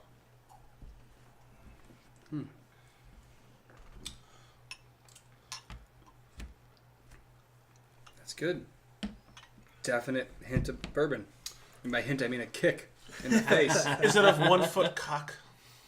It is a cock of some kind. Krupnik. I heard their Krupnik is actually pretty Actually, good. I've heard the same thing. Their Krupnik is really I good. really want to buy a bottle because I like Krupnik. Why? Oh yeah, that does take out the bourbon. Yeah, these bottles, so these are the ones that I actually bottle conditioned. For a while when I was sharing it with you guys, like this past year, all of that was actually bottled off the keg because I wanted to free up the keg. And it did not have this kick of the bourbon that these bottle conditioned ones do. Interesting. Yeah. That's still smooth, even with the kick. It is, yeah. It's only 10%. Yeah, I'll say it after. Only, Oh my my. gosh. only double digits. What time is it? Oh, yeah, something. Laura, I'm gonna be late. Yeah. Does this beer have a name? You can't brew it You without don't have one. to say it. Don't worry. Actually, do you typically name your beers? I mean, I know you have Some some, of them. Some of them I do. but This one had a few different names. I don't really know which one I like, so I haven't really named it. So I just call it Quad Dong. I was gonna say this. I was gonna go cock in a barrel. Well, I've put 2 beers into the 1 foot cock barrel, and the one was Roasted Rooster, and this is Quad Dong, because, cock. Cock's, yeah. cock stuck in a barrel. You're really fixated on the cock. I You really are, am. you are. Not quite an image we want in our listeners' heads as they're driving to work. They have to be listening to this. They have to be 21 and older. You have to check Sure that they yes do. box. Yes. That everyone's honest about every time. It's completely sold out. It's huge in the LGBT community. Cock's for everyone, I say. Oh, I'm so glad we're recording. Me too, Chris. Me too. It's good to have you back, Chris. It really Indeed. is. Cheers. Cheers. It's good to have friends back. Mm-hmm.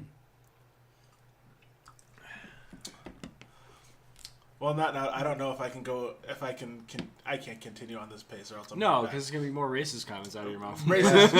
Not even racist, just horrible sexualized content of inappropriateness that is just not welcome on Dan, the show. if you keep going on this track, you'll be working for the Trump administration within a week. Ooh, and on that note, we should kill this one. Someone political before Yeah, me. you went political, and we're done. And okay, well that ruined I think that's the first political remark Yes. on the show ever. Damn it, Chris, you ruined the show with politics. God damn it. You come back and you pull this shit.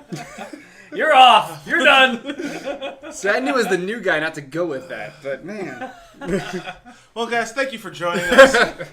I'm Dan. I want to thank Tim for providing us with the delicious libations and welcome him back to the Buffalo family that he never left, let's be honest. Welcome back. Thank you welcome, guys. sir. Appreciate And it. We Glad hope to be see here. him on the show again. Alex, say your goodbyes. Chris, say your welcomes and goodbyes. Like, I'm back, bitches. Nice to be here, everyone. Very glad to be here. Thank you guys for letting me provide some beer and some conversation. This was awesome. Excellent. All right, guys, we'll see you around. Bye. He said it best.